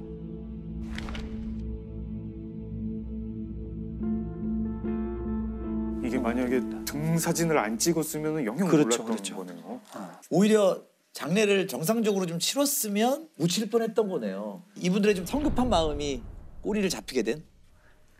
근데 그게 문제예요. 지금 우리나라가 OECD 국가 10위 안에 들어있고 그러지만 근데 출생과 국적 취득은 굉장히 까다롭습니다. 근데 사망에 대한 것은 굉장히 허술해요. 다시 말씀드려서 원래는 장례를 치르기 위해서는 의사가 사망 진단서를 띄워주고 이 사망 진단서를 가지고 동사무소에 가서 국가한테 사망 등록을 해야 돼요. 국가가 사망 등록을 받으면서 이상 여부가 없으면 장례 허가증을 줘야 돼요. 이걸 가지고 장례를 치러야 돼요. 화장 매장 허가증을 가지고. 근데 우리나라는 사망 등록이 그렇게 안 돼 있어요. 장례를 다 치르고 사망을 한 날로부터 한 달 이내에 동사무소 가서 신고하면 되거든요. 그러니까 필터링이 없는 거예요. 볼 수 있죠. 근데 또 중요한 건 사망 진단서가 없어도 돼요. 인후 보증이라고 2사람의 보증만 있으면 사망 등록이 또 가능합니다. 인후 보증이라는 게 그 버두자 쓰는 그냥 가족도 아니고 그냥 지인이 와가지고 해주면 된다. 죽음에 대해서 객관적 검증의 제도가 필요하다는 거예요. 경북 상주 농약 사이다 사건입니다. 경북 상주의 한 마을 회관에서 음료수를 마신 할머니들이 의식을 잃고 쓰러져 중태에 빠졌습니다. 국과수 감정 결과 음료수에는 살충제 성분의 농약이 들었던 것으로 확인됐습니다. 무색 무취의 농약이라서 할머니들이 농약이 섞여 있다는 것을 모른 채 음료수를 마셨던 것으로 보입니다. 때는 이제 2015년 7월 14일이고요. 마을회관에 할머니 7분이 모입니다. 7월이니까 덥잖아요. 그렇죠. 아우 더우니까 목마르다. 뭐 먹을 거 없나? 마실 거 없나? 하고 냉장고 문을 열어요. 사이다가 페트병으로 있었는데 뚜껑이 사이다 뚜껑이 아니라 자양강장제 뚜껑으로 닫혀 있었어요. 할머니 한 분이 그걸 꺼내 와가지고 밥그릇에 돌려가지고 나눠 드십니다. 나눠 드시는데 한 분은 내가 집에서 마가루를 이제 물에 타가지고 마시고 와가지고 난 안 먹겠다 이러면서 한 분은 안 드세요. 드시고 나서 조금 있다가 한 분, 두 분 쓰러지세요. 한 분, 두 분 쓰러지고 할머니들이 이제 쓰러진 채로 구토를 해가지고 토사물이 얼굴에 뒤덮이고 하도 한 분은 이제 그 구토를 격렬하게 하셔가지고 틀니가 빠질 지경이 돼요. 제일 젊었던 할머니가 비틀거리면서 나가요. 마을회관 옆집에 살던 할머니가 마당을 기어다니던 할머니를 보고 형님 왜 그래요? 이러면서 119에 신고를 합니다.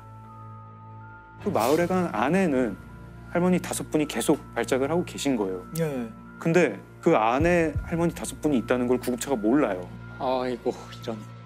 신고를 한 분만 했구나. 신고를 이제 거의 1시간 가까이 돼서 이 5 할머니는 그때서야 병원을 가는 거예요. 그 할머니 6분 이제 다 중태에 빠지시고 결국 2분은 돌아가세요. 경찰이 당연히 오죠. 마을회관에 있던 모든 액체를 다 수거를 하고 금방 밝혀내요. 뭐 들어있다. 네. 사이다와 특정 성분의 살충제가 섞여 있었다. 이거는 그러면은 계획적인 범죄고 살인 범죄다. 수사를 하죠. 마을 입구에 CCTV가 있어요. 외부인 온 사람들을 다 수색을 해요. 근데 외부인 중에는 없는 것 같아요. 외부인 중에는 없는 것 같고 그럼 내부인인가? 이 마을 너무 작아가지고 마을 사람들 다 서로 알고 다 형님 동생하고 누가 원한 가진 사람도 없는데 이게 어떻게 이럴 수가 있지? 자연스럽게 의심의 방향은 왜 할머니가 7분이 모였는데 한 분만 사이다를 안 드셨나? 안 드신 분. 네. 그 안 드신 분한테 이제 수사 초점이 모아가게 되죠. 수사를 할 때 의심스러운 부분들이 많이 나와요. 그 할머니가 타고 다니는 전동 휠체어가 있는데 거기서 농약 성분이 나오고 이 할머니 옷에서 그 살충제 성분이 나와요. 제일 또 의심스러운 거 하나가 그 할머니 집에 그 마당 뒷뜰에 뚜껑 없는 자양강장제가 나오고 그 자양강장제 안에 살충제가 성분이 나와요. 그리고 할머니 집에서 자양강장제가 9병이 더 나오는데 그 9병이랑 마당에서 발견된 한 병이랑 유통기한이랑 제조번호가 같아요. 같은 세트네요. 네, 같은 세트. 10개짜리 한 상자를 사서 하나를 마시거나 비우고 거기에 살충제를 넣어서 마을회관에 가서 사이다를 탄 거 아닐까? 이제 경찰이 이 할머니를 용의자로 특정을 하고 체포를 합니다. 저는 경찰청에서 제가 근무할 때여서 투입이 됐어요. 이분이 마을회관으로 가는 동선이 늘 있어요. 늘 있는데 공교롭게도 그랬는지 아니면 자기가 범행을 하려고 하는 긴장도 때문에 그런지 그날 다른 곳으로 가요.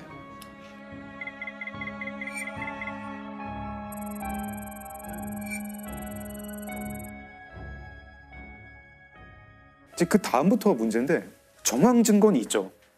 정황 증거는 있는데 물증이 없어요. 그 자연강장제에서 할머니 지문이나 DNA가 나오지도 않고 사이다병에서 나오지도 않아요. 그리고 할머니가 그 살충제를 사이다에 섞는 게 CCTV에 찍힌 것도 아니고 그걸 본 사람도 없어요. 할머니도 자백하지 않아요. 안 그랬다고 그러시고. 할머니는 끝까지 나는 절대 그러지 않는다. 강력범죄의 어떤 성향이 있는 분들도 아니고 하니 계기만 만들어주면 잘 자기가 이 범죄가 왜 저질러졌는지에 대한 동기를 스스로 밝히고 자백을 할 줄 알았는데 끝까지 완강하게 결국은 마지막까지 이렇게 자백하지 않고 갔는데 그렇게 해서 국민참여재판에 신청을 하게 돼요. 여태까지 이제 국민참여재판으로 한 사건 중에 제일 긴 사건이에요.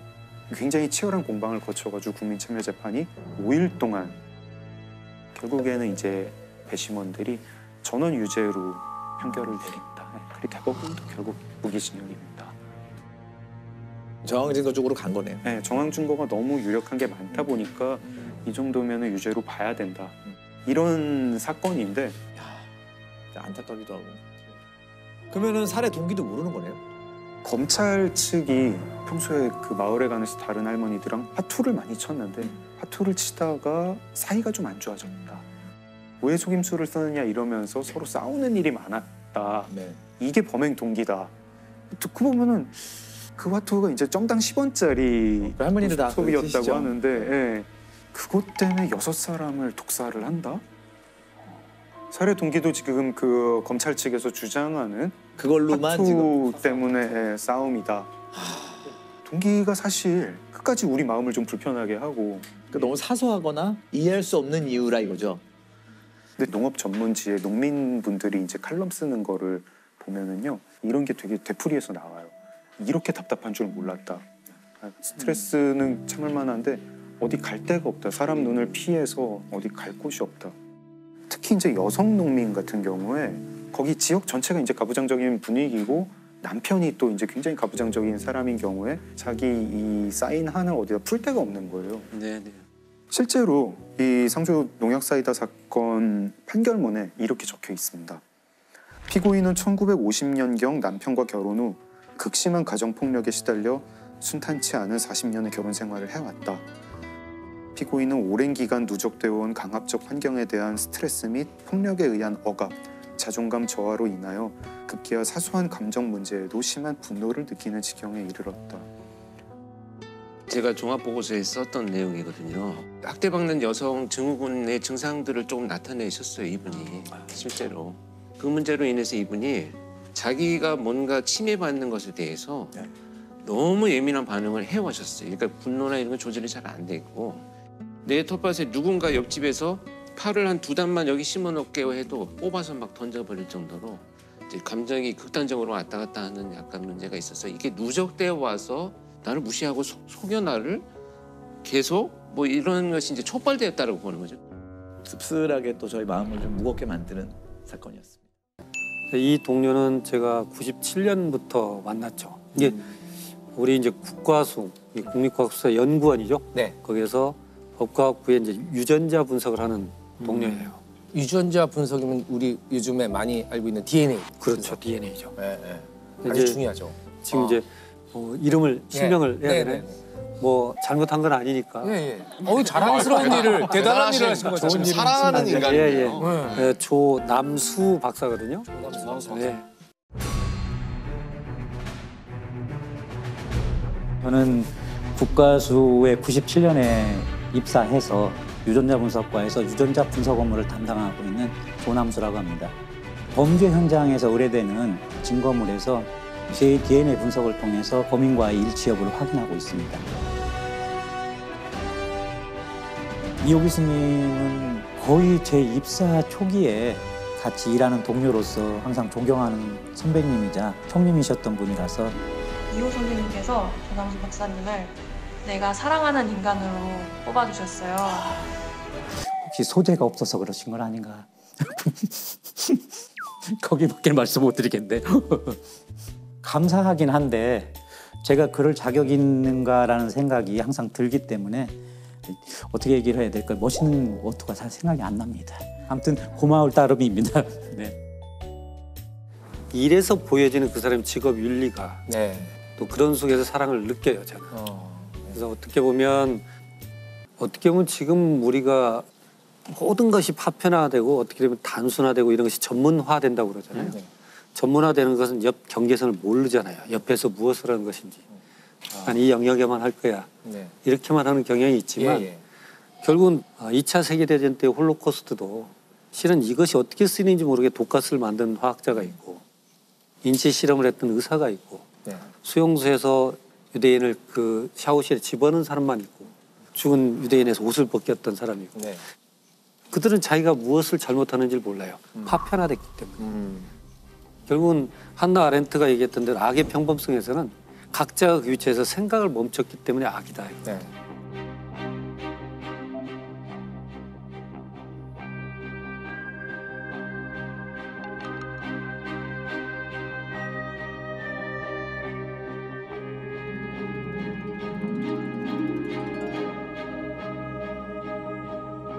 악은 참 평범한 거구나 이렇게 생각할 수 있잖아요.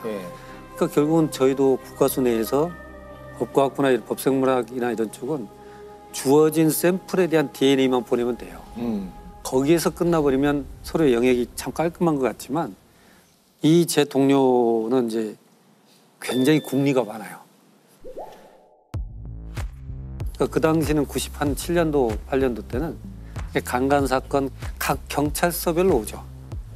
국가수는 해당 경찰서에 보내기만 하면 돼요. 유전자 분석을 잘 해가지고 보내면 되는데 이 사람은 그 당시에 자기 컴퓨터로 쭉 데이터를 모아요. 그래서 광주 서부경찰서든 전주에는 경찰서든 모아서 그거에 대한 통보만 하는 게 아니고 범인은 여기저기 돌아다닐 수 있잖아요. 여기에서도 했고 여기서도 했고 동일 범위입니다. 라고 스스로가 그 데이터베이스를 만들어요. 그러니까 경찰들도 공조 수사를 잘 못해요. 왜냐하면 어떤 사건을 해결했을 때는 성과를 갖고 다투는 거고 못했을 때는 그거에 대한 어떤 책임을 져야 되기 때문에 서로 정보 공유를 잘 안 하는 경향이 있어요. 그러나 이제 범인이 예를 들자면 이쪽 경찰서에서 몇 건의 강간 사건이 있었다 치면 자기는 못 잡고 있는데 다른 경찰서에 있는 건하고 맞추지는 않거든요. 그러면 이제 이때 유전자 분석을 했던 이 사람은 연결을 하죠. 어떻게 보면 자기 영역에서 굳이 안 해도 될 일이지만 그러나 그것을 해야겠다라고 생각을 했고 많은 사건들을 풀었어요.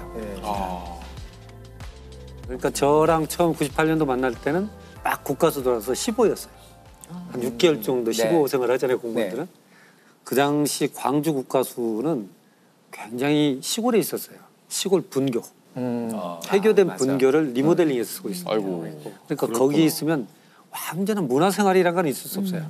그냥 그 죽순 캐러 다니고 시간 나면 죽순이요? 왜냐면 뭐 할 수 있는 게 없으니까 죽순을 캐고 황소개구리를 잡고 황소개구리는 어떤 용도로 잡죠? 잡아서 드시는 거죠. 되나요? 잡아서 드시는 황소개구리 거죠. 그 당시에는 황소개구리가 심각한 문제였어요. 그렇죠. 네, 맞아요. 황소개구리 멸종시킨 건 우리예요.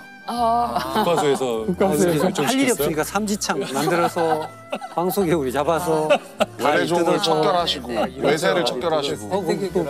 아니 근데 몇 마리나 드셨길래 전국의 황소개구리. 아니 일대는 울지 않아요. 황소개구리. 멸종된 게 아니라 무서워서 조용히 하고 있을 거니까. 그러니까 그런 정도로 아주 시골이에요. 거기에서 이제 그렇게 데이터베이스를 스스로 해가지고 사건들을 풀었던 거죠. 그렇게 해서 승진해서 대전 국가수로 발령이 나요. 대전 국가수에서는 어떤 일이 여러 가지가 있었지만 청주에서 모 식당 여 종업원이 살해당한 사건이 있어요.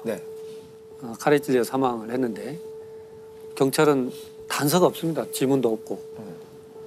근데 너무 단서가 없으니까 가서 이렇게 현장을 보다 보니까 아무것도 없는데 그대로 시간이 지났잖아요. 그러니까 좀 다 말라 비틀어져 있죠, 반찬이.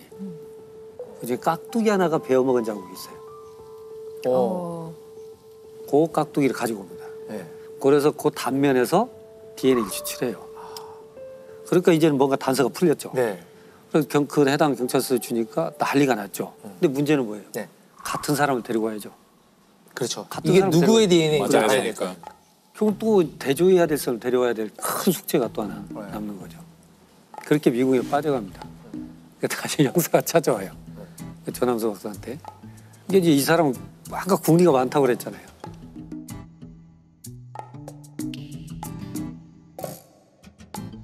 뭘 하고 있었냐면 우리가 이제 X 염색체가 있고 Y 염색체가 있잖아요. Y는 아버지한테 온 거잖아요. 그렇죠. 그 Y 염색체가 부계 쪽인 거죠. 그러니까 그동안 쭉 데이터가 들어온 걸 가지고 YSDR이라고 하는데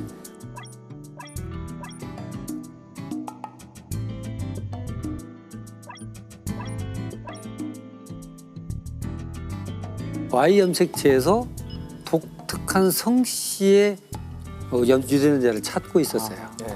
그러니까 독특한 성씨의 YSDR에서 차이가 있을 수 있잖아요. 그걸 발표는 할 수 없어요, 공식적으로. 그러나 자기가 그건 정리하고 있었죠. 비공식적으로. 비공식적으로. 형사가 하도 단서가 없다고 그러니까 제 생각에는 요것은 H 성씨를 가진 이런 쪽 같은데 그런데 특히 국밥집 쪽에 그 범인이 사용했을 걸로 보이는 자전거가 있었어요. 그러니까 이 자전거를 타고 올 정도면 반경 얼마 안 떨어져 있어요. 그런 다음에 그 반경 내에 있던 약간 의심스러운 사람들 있죠. 그리고 H 성 중에. 그렇지. 그러니까 그 용의선상에 올라온 사람들 중에 YSTR로 가서 그런 갔다 해보니까 딱 범인이 나와요. 그러니까 그 당시까지만 처음에요. 성 씨를 가지고 접근했던 것은 중요한 건 내가 지금 이걸 굳이 할 필요는 없지만 적어도 어떤 형태로든 이것이 쓰여져야 된다면 자료를 객관화시켜 모아본다는 거죠. 실은. 그래서 결론은 그렇게 해서 이제 범인을 잡아요. 네. 이게 전문 영역을 보면서 전문화는 깊게 들어갈 수도 있지만 이 일을 내가 왜 하고 있는가 하는 거죠. 결국은 사랑이라는 것은 우리가 서로가 동일한 시대를 살고 있고 동일한 고민을 갖고 있고 우리는 동일한 양심을 가지고 있고 하나의 사회를 형성하는 데 있어서 약속이 있잖아요. 근데 그래서 나의 하는 일이 결국은 전체적인 윤곽 속에서 내가 봐야 되는 거예요. 그래야만 우리 공동체를 굳건히 지킬 수가 있는 거거든요. 그래서 저는 조남수라는 그 박사를 보면서 그런 생각을 해요. 이 사회의 안전망은 어디선가 거대한 거인이 맡고 있는 건 아니에요. 작은 사람들이 성실하게 맡고 있는 것일 수 있어요. 그들은 어떤 하나의 일로 태어난 게 아니고 공동체에서 자기 책임의식을 느끼는 공동체에 대한 사랑을 갖고 있는 사람들이다. 저는 그래서 인간에 대한 사랑이 있는 곳에서 전문가적인 영역의 사랑도 있는 것이 있을 수 있다. 분야에서 나 이분은 동료지만 내가 진짜 존경스럽다. 어떤 분이 있으실까요? 저는 편집 감독님 너무 존경해요. 제가 친절한 금자씨 때부터 쭉 함께 해온 분이고요.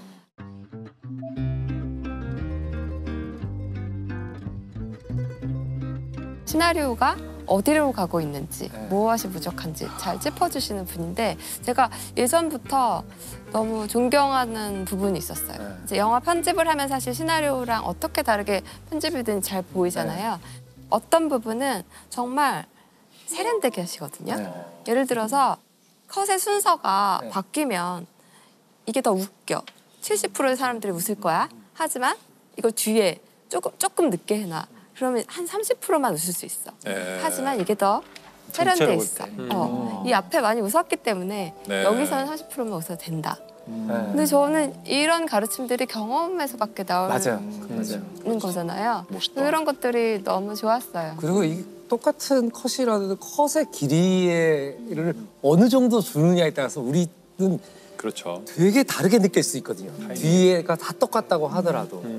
근데 이런 종류의 배움이 지식이 아니라 경험을 통한 거잖아요. 인격을 통해서 온다는 게 재밌는 것 같아요. 이게 그냥 어디서 인터넷에서 읽거나 책에서 읽거나 그렇죠. 이런 배움이 그건 아니죠. 아니라 사람한테만 들어있고 그리고 제가 그 사람을 신뢰하고 또 그 사람을 좋아하기 때문에 저를 받아들일 수 있는 그런 가르침인 것 같아요.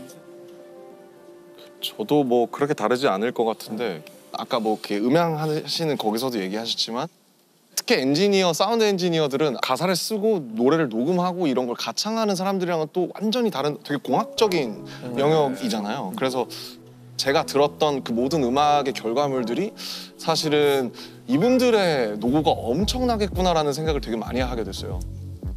저희는 예를 들면 피드백을 들을 때도 막 이게 뭐 저역대가 고역대가 이렇게 하다보다는 뭐 이게 좀 플랫하다든지 아니면 좀 공간감을 좀 넣어달라든지 뭐 이렇게 되게 추상적으로 할 때가 많아요. 그래서 저희도 어쨌든 저도 그래서 피드백 할 때 최대한 뭔가 좀 잘 그들의 언어로 알아들으실 수 있게 하려고 노력하는 편인데 어쨌든 막 되게 그냥 이거 좀 뭔가 좀 사운드가 좀 뭔가 좀 땡땡하게 좀 이렇게 안 돼? 뭐 이런 식으로 하는 사람 근데 그게 참 어려운 거죠 사실. 어렵죠. 어떻게 좀 해봐라 이거 아니에요? 어떻게 좀 뭔가 좀 이렇게 막 샤하고 막 이렇게 땡 하다가 이렇게 팍 터지고 알지? 이렇게 하시는 분들도 있거든요. 근데 이제 사실은 어쨌든 뭔가 정확한 결과물을 얻어내려면 클라이언트로서도 좀 책임감을 가지는 분들도 많았으면 좋겠다라는 생각을. 그럼 교수님이 지금까지 쭉 얘기를 하신 이 조남수 박사님 옆에서 이제 동료로서 사실 우리 이런 분들이 옆에서 굉장히 든든하잖아요. 네. 실제로는 어떠셨는지 이 조남수 박사님을 보고. 굉장히 샤이해요. 어디 나서는 걸 좀 싫어하고. 샤이하시고. 정이 많고. 그러니까 아무래도 공무원 사회니까 직위라는 것도 필요하잖아요. 그런 것을 그렇게까지는 생각을 안 해요. 굳이 경쟁해서 내가 더 뭐 이런 건 없고 내가 지금 이걸로 한 걸로 만족하는 거고 보람을 느끼고 있고 우리가 노하우를 많이 알아야 된다고 보잖아요. 그건 하나의 기술적인 부분이고 요즘은 저는 쓰는 단어가 노후라는 표현을 해요. 노후. 누가 했는지. 그러니까 어떤 회사가 기존의 공장을 좀 인건비가 낮은 지역으로 옮기면서 굉장히 최신식으로 했어요. 아주 정말 자동 공정으로. 그러나 불량품이 더 나오더라는 거죠. 왜 그럴까? 더 낮게 했는데. 그래서 따져보니까 실은 그전의 공장에서는 한 사람이 그 틈을 메꾸고 있었더라는 거예요. 이 틈을 자연스럽게 메꾸고 있어서 이건 의미가 없는 줄 알고 다른 설계를 했던 거죠. 결국은 누군가는 이 사회에서 전문화되는 세계 속에서 그 사이의 간극을 스스로 메꾸는 분들이 있어요. 이 부분이 참 우리는 공동체에서 중요하게 봐야 된다. 맞아요. 그래서 노하우보다는 이제 조직의 관리나 누가를 할 때는 노후를 찾아야 된다고 그래요. 누가 메꾸고 있을까 우리가 그런 분들이 어떤 본인의 일에 대한 사명감이나 네, 이런 것들이 있으니까 그 간극이 보이지 않고 그렇죠. 우리는 그 당연한 걸 보죠. 예, 맞아요. 우리는 또 평범한 일상이 멈췄을 때 비로소 그게 있었구나. 그렇죠. 우리가 모르는 순간에 이 세상을 움직이고 이 세상을 지탱하고. 퍼즐을 맞추고 하시는 분들이 있었구나. 근데 그 중에 아주 중요한 분이 오늘 예, 조남수 박사님. 조남수 예. 박사님. 저를요? 네. 항상 요즘은 좀 그런 것도 많이 조심스럽습니다. 같이 했던 거지 저 혼자서 했던 일은 아니거든요. 아마 국과수에서 일하는 저하고 같이 일했던 유전자 분석하는 동료들은 진짜 열과 성의로 일을 했고요. 저보다 사실 능력도 더 좋습니다. 이호 교수님도 굉장히 대단하셨고요. 뭐 죽은 자들의 변호사라는 말 많이 들어보셨지 않습니까? 그러한 그 사명감을 가지고 일하셔서 지금까지도 열정을 가지고 지금 하시는 거 보면 훌륭한 사람들이 너무 많습니다. 아무튼 너무 감사하다는 말을 꼭 전해드리고 싶습니다. 괴물로 하면 떠오른 단어부터 생각을 해보다가 우선은 많이들 얘기하는 사이코패스? 사이코패스. 그게 뭐 생각이 나니까 정신과에서는 그냥 반사회적 인격장애에 가까운 걸 이렇게 표현한다 이렇게 해요. 반사회적 인격장애라는 것은 약간은 도덕적 감정이 없고 공감 능력이 떨어지고 비윤리적 행동을 하고 뭐 이런 것들을 갖고 이제 얘기를 하는 거죠, 실은. 그 무슨 검사가 있지 않나요? 근데 사이코패스를. 사이코패스를 그냥 그런 성향이 있는 사람의 체크리스트가 있긴 있어요. 근데 로버트 헤어라는 사람이 이제 만들었어요, 임으로. 근데 그게 뭐 표준은 아니에요. 절대적이지 그게 이제 많기 때문에 그러는데.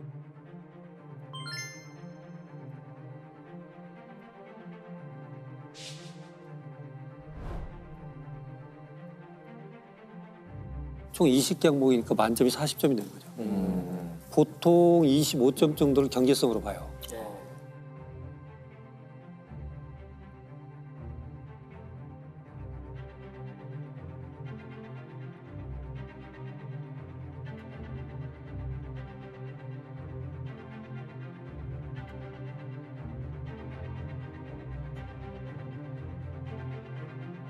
공통적으로 나타나는 패턴이 있다고 그래서 이런 패턴을 아직 범죄를 저지르지 않은 사람이 동일시해서는 안 되는 거예요.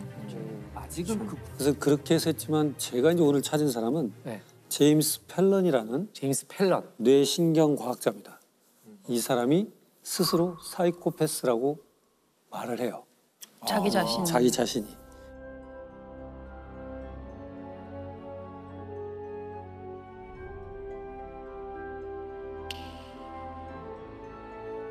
그러니까 지금까지 나와 있던 기준으로 보면 나는 사이코패스다 라고 선언을 하게 되는 거죠. 그러면서 이분이 또 책도 써내고 그래서 우리가 한번 사이코패스를 다른 각도로 한번 보자. 그래서 구체적으로 이분이 어떤 과정으로 사이코패스라고 스스로 선언하게 됐고 또 자기는 왜 범죄를 저지르지 않았는가도 또 설명하게 되고 한번 비교해 볼 필요가 있겠다. 이렇게 되는 거죠. 과학자답네요. 나를 객관화 네, 시키고. 그렇죠. 그렇죠. 내가 사이코패스. 사실 굉장히 용기가 필요한 일이잖아요. 그렇죠. 그러게요. 근데 본인이 사이코패스라는 건 어떻게 이 재밌어요. 아까 이분이 이제 뇌신경과학자잖아요. 굉장히 유명한 분이 2000년에는 성체줄기 세포 가지고 퇴행성 질환의 뇌 기능을 다시 살릴 수 있는 방법이 있다라고 최초로 논문도 발표하고 각광을 받는 뇌신경과학자. 이분이 뭘 하고 있었냐면 알츠하이머를 갖고 있었어요. 근데 이분이 그 알츠하이머를 할 때는 알츠하이머 환자가 있는 뇌 스캔 사진이 있다면 대조군 정상 뇌 스캔 사진도 있어야 돼요. 네. 그래야 비교할 수 있잖아요. 네. 정상 뇌 스캔은 어디가 찾을 수 있냐면 내 가족들. 가족들 뭐 인지 기능에 장애가 없으니까 네. 가족들 사진을 찍어서 하고 그렇게 보는데 문제는 그 전에 바로 자기한테 왔던 검사 의뢰가 온 게 뭐냐면 한 50명 정도 되는 흉측한 사이코패스로 범죄를 저지른 사람들의 뇌 스캔 사진이 왔어요. 그래서 그들의 공통적 패턴이 뭐냐라고 알려달라. 뇌 스캔 사진을 받아서 해석을 해달라는 의뢰를 받았어요. 개별적으로. 네. 그래서 이거 패턴을 정리를 해가지고 논문을 썼어요. 네. 젊은 사이코패스 환자들을 보고 거기에서 뇌 기능에 어떤 신경 전달 물질 이상이 있는 패턴을 발견했어 라는 논문을 낸 거예요. 네. 투고를 하고 그날 저녁에 우연히 이제 알츠하이머를 또 본 거죠. 그럼 자기는 이제 블라인드로 해야 되니까 이 사람의 뇌 스캔 사진이 누구 이름이 써 있거나 그러면 내 가족의 이름을 하면 이게 정상이라는 걸 알잖아요. 네. 그러니까 모든 샘플은 1년 번호만 붙여서 받았어요. 네. 그런데 그 뇌 사진 알츠하이머 환자들 쭉 보는데 하나가 아주 전형적인 사이코패스 뇌예요. 자기가 찾은 패턴. 네네. 그래서 이게 내가 정리가 안 됐구나. 자기가 정리가 안 돼서 하나가 끼어들어온 줄 알았어요. 그래서 그 다음 날 이거 누구 거냐 번호를 연구원한테 물어봅니다. 이거 좀 알려줘. 연구원한테 말해온 거죠. 교수님 겁니다. 야, 충격이었겠다. 무슨 소리야 이게.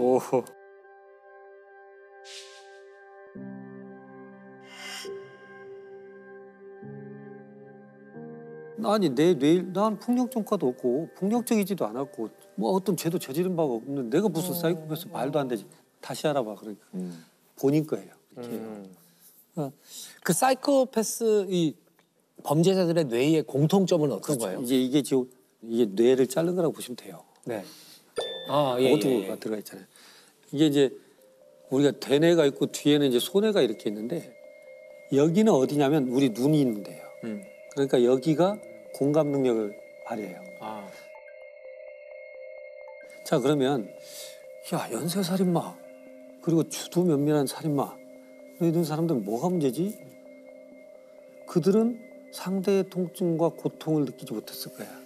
죽이고 싶다는 충동을 조절하지 못했을 가능성이 있고 전반적인 감정적 선이 망가졌을 가능성이 있다라고 보는 거예요.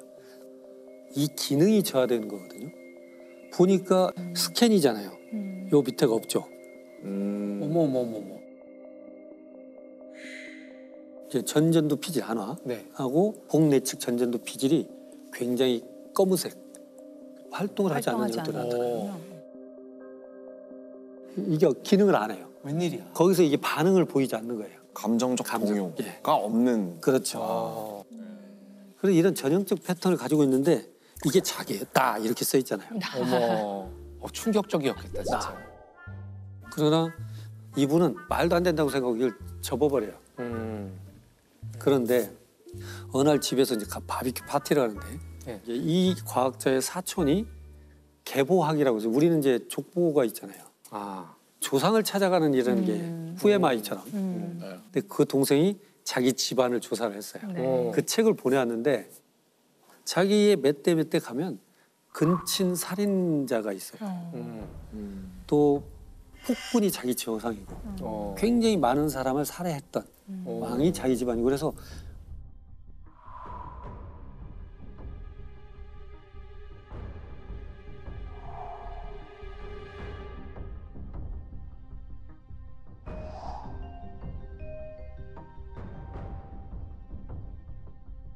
갑자기 이게 무슨 우리 집안에 이게 이런 게 있다고 이렇게 되는 거죠. 그래서 자기가 생각해보면서 그래 뇌의 기능 저하는 그렇다 치고 그럼 또 이 사람들한테 나타나는 게 뭐가 있지 이러면서 이제 그 당시에 유전자 우리 지놈 만들 때잖아요. 그럼 유전자는 뭐가 있을까?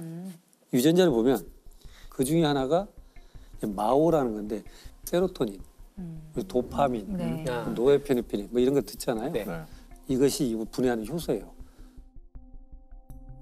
똑같은 마오 A라는 유전자가 짧은 유전자가 있고 긴 유전자가 있는데 마오 A의 유전자가 짧으면 공격적 성향을 발휘한다고 해서 워리어 진이라고 해요. 전사 유전자라고 해요. 물론 그게 있다고 해서 꼭 그런 건 아니고 그 전사 유전자가 또 다른 사이코패스에서 보여지는 뭐 말을 많이 한달지 뭐 이런 것들을 다 설명하지는 못해요. 아직도 우리는 다 몰라요 이게. 네. 근데 이미 우리는 집안 샘플을 다 갖고 있잖아요. 네. 분석을 해보니까 마의 유전자가 많아요. 전사 유전자가. 그럼 이 사이코패스가 유전적인 아니, 이제 전사 유전자라는 표현을 해요. 그냥 그건 그냥 유전자에 붙이는 별명이니까요. 워리어란 표현으로 우리가 흔히. 그래서 공격적인 성향을 좀 더 띠게 된다. 이건 뭐 그렇게 알려져 있으니까. 근데 이 사람이 이제 정리해가는 거예요, 자기가. 지금 그거가... 이제 우리가 뒤에 가는 게 이게 과연 유전적인 것이냐, 환경의 영향을 받냐, 이걸 지금 우리가 논해야 되는 거죠. 그러니까 저는 뇌기능자의 패턴도 있을 뿐더러 이 전사 유전자도 가지고 있어요. 근데 뭐가 문제지 나는 문제가 없는데. 그래서 이 사람이 야 나도 좀 궁금한데 그럼 뭐가 이 사람들하고 문제지? 나는 차이가 뭐지? 라고 한번 생각을 하면서 그러면 이렇게 범죄를 일으킨 35명 가정환경을 한번 볼까? 라고 본 거예요. 그러니까 35명 보니까 약 70% 이상이 아동학대의 기억력을 가지고 있어요. 그리고 대개 아동학대의 기억은 3살 이후거든요. 3살 이전치는 기억 못할 수도 있어요. 본인은 기억 못하겠죠. 그렇게 따져보면 본인이 위로 짐작해도 야 99%는 아동학대가 있었는데? 라고 본 거예요. 자기의 유일한 차이잖아요.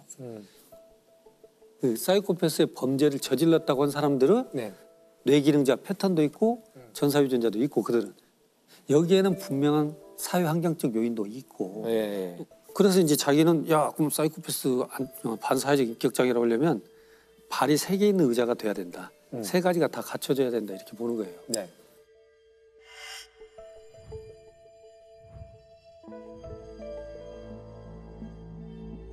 That's the second thing. So it's a brain damage, the genetics. The third key thing is abuse. And how that... I analyzed all of them, 5 of which I determined were the brains of psychopaths. 근데 여기에 나타난 사람의 패턴들을 보니까 그런 부분이 있는 것이지 이거 다 있어도 아무런 일을 발휘한 사람이 없어요. 여러 이론 중에 하나라는 말씀이시죠. 그렇죠. 그리고 발표를 하고 났는데 아니 근데 동료들이 자기한테 이 사이코패스 같은 놈 이런 소리 많이 한 거예요 자기한테. 감정을 실어서 농담이 아니고. 그래서 자기는 그 말을 들으면서 어떤 생각을 했냐면 그냥 던진 말이 아닐 수도 있지 않아라는 생각을 한 거예요. 그러니까 이런 검사 전에 그런 말들을 종종 들었었다는 거죠. 왜냐하면 이 사람의 만행을 보면 스스로가 써요 여기다가. 뭐라고 했냐면 폭발물에 제 관심을 붙여갖고 친구들하고 폭발물 해가지고 다른 집 태워버리기도 하고. 근데 나는 사람 해칠 의도는 없었잖아. 장난이었잖아. 이게 더 위험한 거 다들 이런 장난을 하지 않나? 다들 뭐 남의 집 하나씩은 태워먹잖아. 친구들 데리고 가가지고 설득해가지고 장난을 좀 심하게 치고 또 자기는 임기응변이 뛰어나다고 봐요. 그리고 유머러스하다고 생각하고. 재미있는 일들이 있었는데 내가 잘 임기응변이 좋아서 난 잘 풀려났어. 난 평범한 사람이야. 장난이야. 장난이었어. 근데 교수님 아무리 그래도 아까 그 동료들이 너 사이코패스야 이렇게 얘기를 했듯이 가족들도 알고 있었을 거 아니에요. 자, 그래서 이런 성향을 가진 애들은 어렸을 때도 그 성향을 알 수 있대요. 부모가 제일 잘할 수밖에 없지 않나요? 근데 이렇게 해서 어렸을 때를 돌이켜봐요. 근데 어렸을 때 아버지는 자기를 데리고 낚시 다니고 경마장 데리고 다니고 끊임없이 같이 장난을 쳐주고 어머니는 바느질도 알려주고 끊임없이 관심을 가져주고 좋은 부모님을 만나는데 그렇게 해서 그런 속에서 크고 어떤 때는 아버지하고 삼촌이 약사인데 약을 배달을 하는 일이 있었나 봐요. 그럼 배달을 이 아들이 시킨 거예요. 그래서 아들은 가다가 이제 양로원도 가고 장애인 수용시설 약 배달도 가고 그런 것이 있었어요. 근데 나중에 보면 이분이 공감 능력이 떨어진다는 걸 본인은 알지만 장애인들을 보면 순간적으로 슬픔이 같이 느껴져요. 어렸을 때 그 아빠의 그 행동 때문에 조건반사적으로 같이 공감하는 그땐 조건반사적으로 생겨요. 그러니까 중요한 건 이분이 쭉 돌이켜보니까 우리 어머니 아버지는 나를 알았던 거예요. 그래서 그걸 집요하게 눌러주고 이끌어주고 끌고 갔고 학교 선생님마저도 연극이든 음악이든 스포츠든 무엇이든지 이해가 참여할 수 있도록 배려를 해줬던 환경이 거예요. 좋았네요. 자기는 어떻게 생각하냐면 이쁨 받는 사람 그리고 학교에서 난 뛰어난 성적을 가진 사람 나는 학급의 분위기를 이끌어가는 유머스러운 대장. 이렇게 생각을 했던 것이지 내가 이상하다고 생각하고 난 지극히 평범하다고 생각한 거예요. 지극히 평범하다. 본성에서는 공감 능력이 많이 떨어지지만 그렇지. 공감이 학습을 통해서 얻어질 수 있다는 뜻이 되는 건가요? 이제 그게 이제 문제입니다. 네. 공감도 두 종류가 있어요. 인지적 공감이 있고 감정적 공감이 있어요. 이게 감정적 공감은 뭐냐면 진짜 공감하는 거예요. 같이 울컥해주고. 네. 근데 이제 우리가 말하는 인지적 공감은 뭐냐면 홍수가 나면 저거 어떻게 하지? 저 전쟁 났는데 어떻게 하지? 라고 생각하는 것이지 그 슬픔을 느끼진 않아. 이게 미묘한 차이예요. 그래서 이 사람은 공감 능력이 떨어진 사람이라는 것이 이 책 전체에서 보여져요.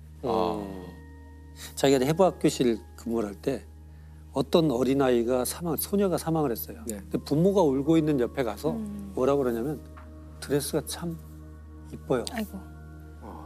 드레스가 깔끔하고 이쁘니까 소녀의 죽음을 애도하는 부모 옆에서 드레스가 참 이쁘군요 이렇게 표현해요.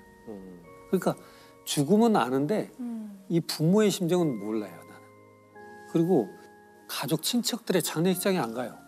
부위봉투 하면 되는 거예요. 내가 가서 의미는 없잖아 이렇게 생각해요. 근데 진짜 장례식을 가는 건 같이 공감해 주려고 슬픔을 나누고 애도해주고 서로 힘 북돋아주려고 가는 건데 이 사람은 그 의미를 못 찾아요. 슬퍼서 가는 게 아니라 슬퍼해야 하겠다는 걸 알기 때문에 가는 거군요. 그러나 참 아버지가 돌아가서 슬프겠구나. 그건 이해는 해요. 머리로 이해하는 거죠. 배워서 아는 공감이네요. 진짜. 그렇네요. 그것은 그렇죠. 그럴 수 있죠. 그렇죠. 그러니까 어떻게 보면 이런 공감을 가진 사람은 공감을 하는 척은 할 수 있어요. 그래서 이 사람이 이거 쓰면서 페이지에 뭐라고 하냐면 나는 친사회적 사이코패스, 운 좋은 사이코패스 이렇게 표현을 해요. 결국 뭐냐면 비록 내 공감 능력은 떨어지지만 사회 규범이 지킬 줄 알고 도덕이 무엇인지 알고 또 남한테 크게 전과를 저지르지 않은 그런 것들은 있다. 그 컨트로버시가 있잖아요.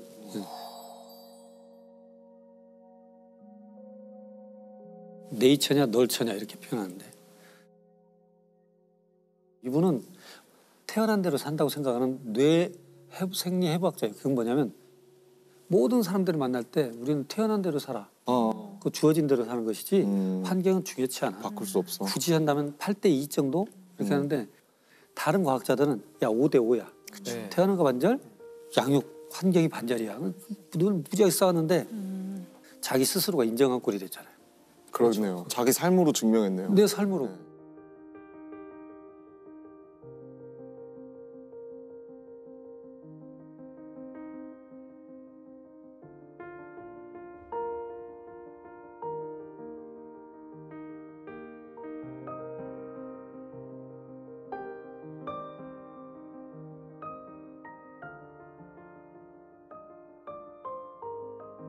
근데 중요한 건 이 사람이 자 그러면 나는 이 사회에는 사이코패스가 없는 건가?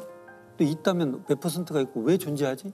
라고 생각하는 거예요. 이게 반사회적 인격장애는 여성은 1%, 남성 3% 정도니까 2% 정도 항상 존재해요. 그러면 그 인구의 2%라면은 우리 누군가의 가족이나 친구 그리고 이 현장 안에도 여기도 한 명쯤 꽤 많은 거죠. 한 명 정도 있을 수가 이 중에서 있는. 한 명 정도. 생물학자들이 볼 때는 저 너무 안 좋은 형질이라면 분명히 진화상 도태돼 버려야죠. 누구도 협조를 안 할 테니까. 근데 왜 반사회적 인격 장애가 나타난 빈도는 2% 동일하더라는 거예요. 어느 민족, 인종, 지역을 가더라도. 야 이걸 한번 생각을 해보자. 반사회적 인격 장애를 가진 유전자 풀은 2% 존재하는 이유는 뭘까? 그러니까요. 그래서 차가운 이성, 냉철한 판단력, 사람을 선동하는 기술. 지금은 우리가 평화로운 시대 때는 독선적이지만 전시에는 어떨까 생각해 본 거예요. 본인이. 전시에는 거리낌 없이 총을 쏠 거야. 나의 주저함이 우리 아군한테 피해를 끼칠 수 있으니까.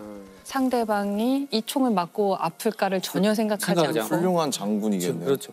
또 이 어려운 시기가 되면 어떤 거짓말을 해서라도 선동할 거야. 저 너머에 가면 우리 뭐가 있을 것이다.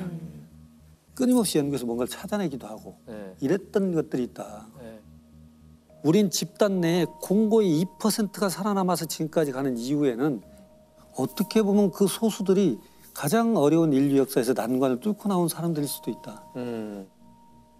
이걸 자꾸 병적이라고 보지 말고 또 그렇게 낙인 찍고 마치 이들만 이제 덜어내면 우리가 속가내듯이 이렇게만 보고 우리는 안전하 이래서는 안 되고 여기에는 분명한 사회 환경적 요인도 있고 질적 문제가 있음에도 불구하고 우리 집단 내에서 부모할지라도 그런 것을 가져가는 리더 그룹도 있을 수 있다.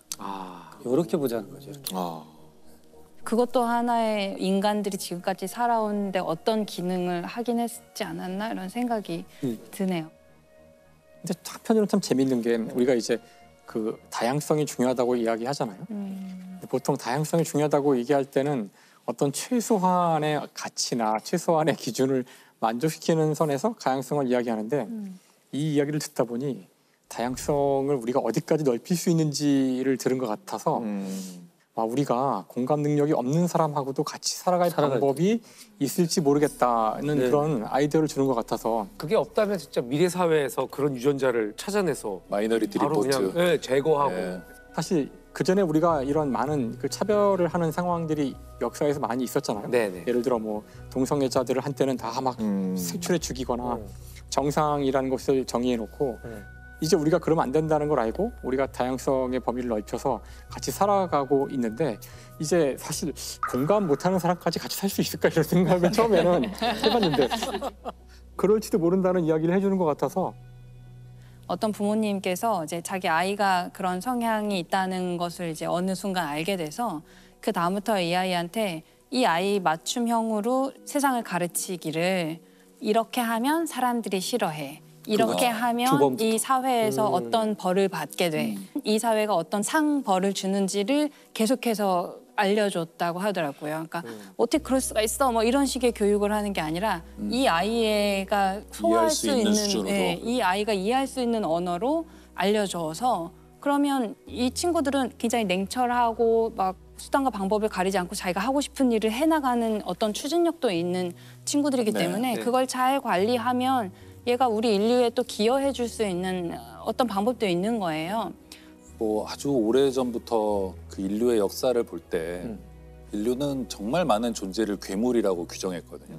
좀 이상한 사람, 뭐 좀 장애가 있는 사람 이런 사람들을 또 노예, 또 다른 인종, 인간 이하의 존재라고 폄하했던 존재들을 받아들이면서 인류가 이렇게 커진 것이잖아요. 그래서 저는 보면 인류의 역사는 이렇게 괴물들을 인류 안으로 계속해서 편입시키면서 이해해온 역사다. 이렇게 볼 때 지금도 우리가 어떤 존재들을 저건 괴물이거나 아니면 도저히 이해할 수 없는 어떤 존재라고 말하지만 그것도 다 한시적일 거라고 생각하고요. 결국 우리는 그것들을 이해하게 될 것이고 어떻게 다루게 될지를 우리가 배우게 될 것이고 저분 같은 경우가 그런 노력의 어떤 단초를 보여주신 거죠. 자기를 드러냄으로써 우리가 조금이라도 저런 사람들을 이해하고 그들과 공존하는 법을 아마 찾아낼 것 같아요. 과학의 힘으로. 과학과 공감 능력이. 예.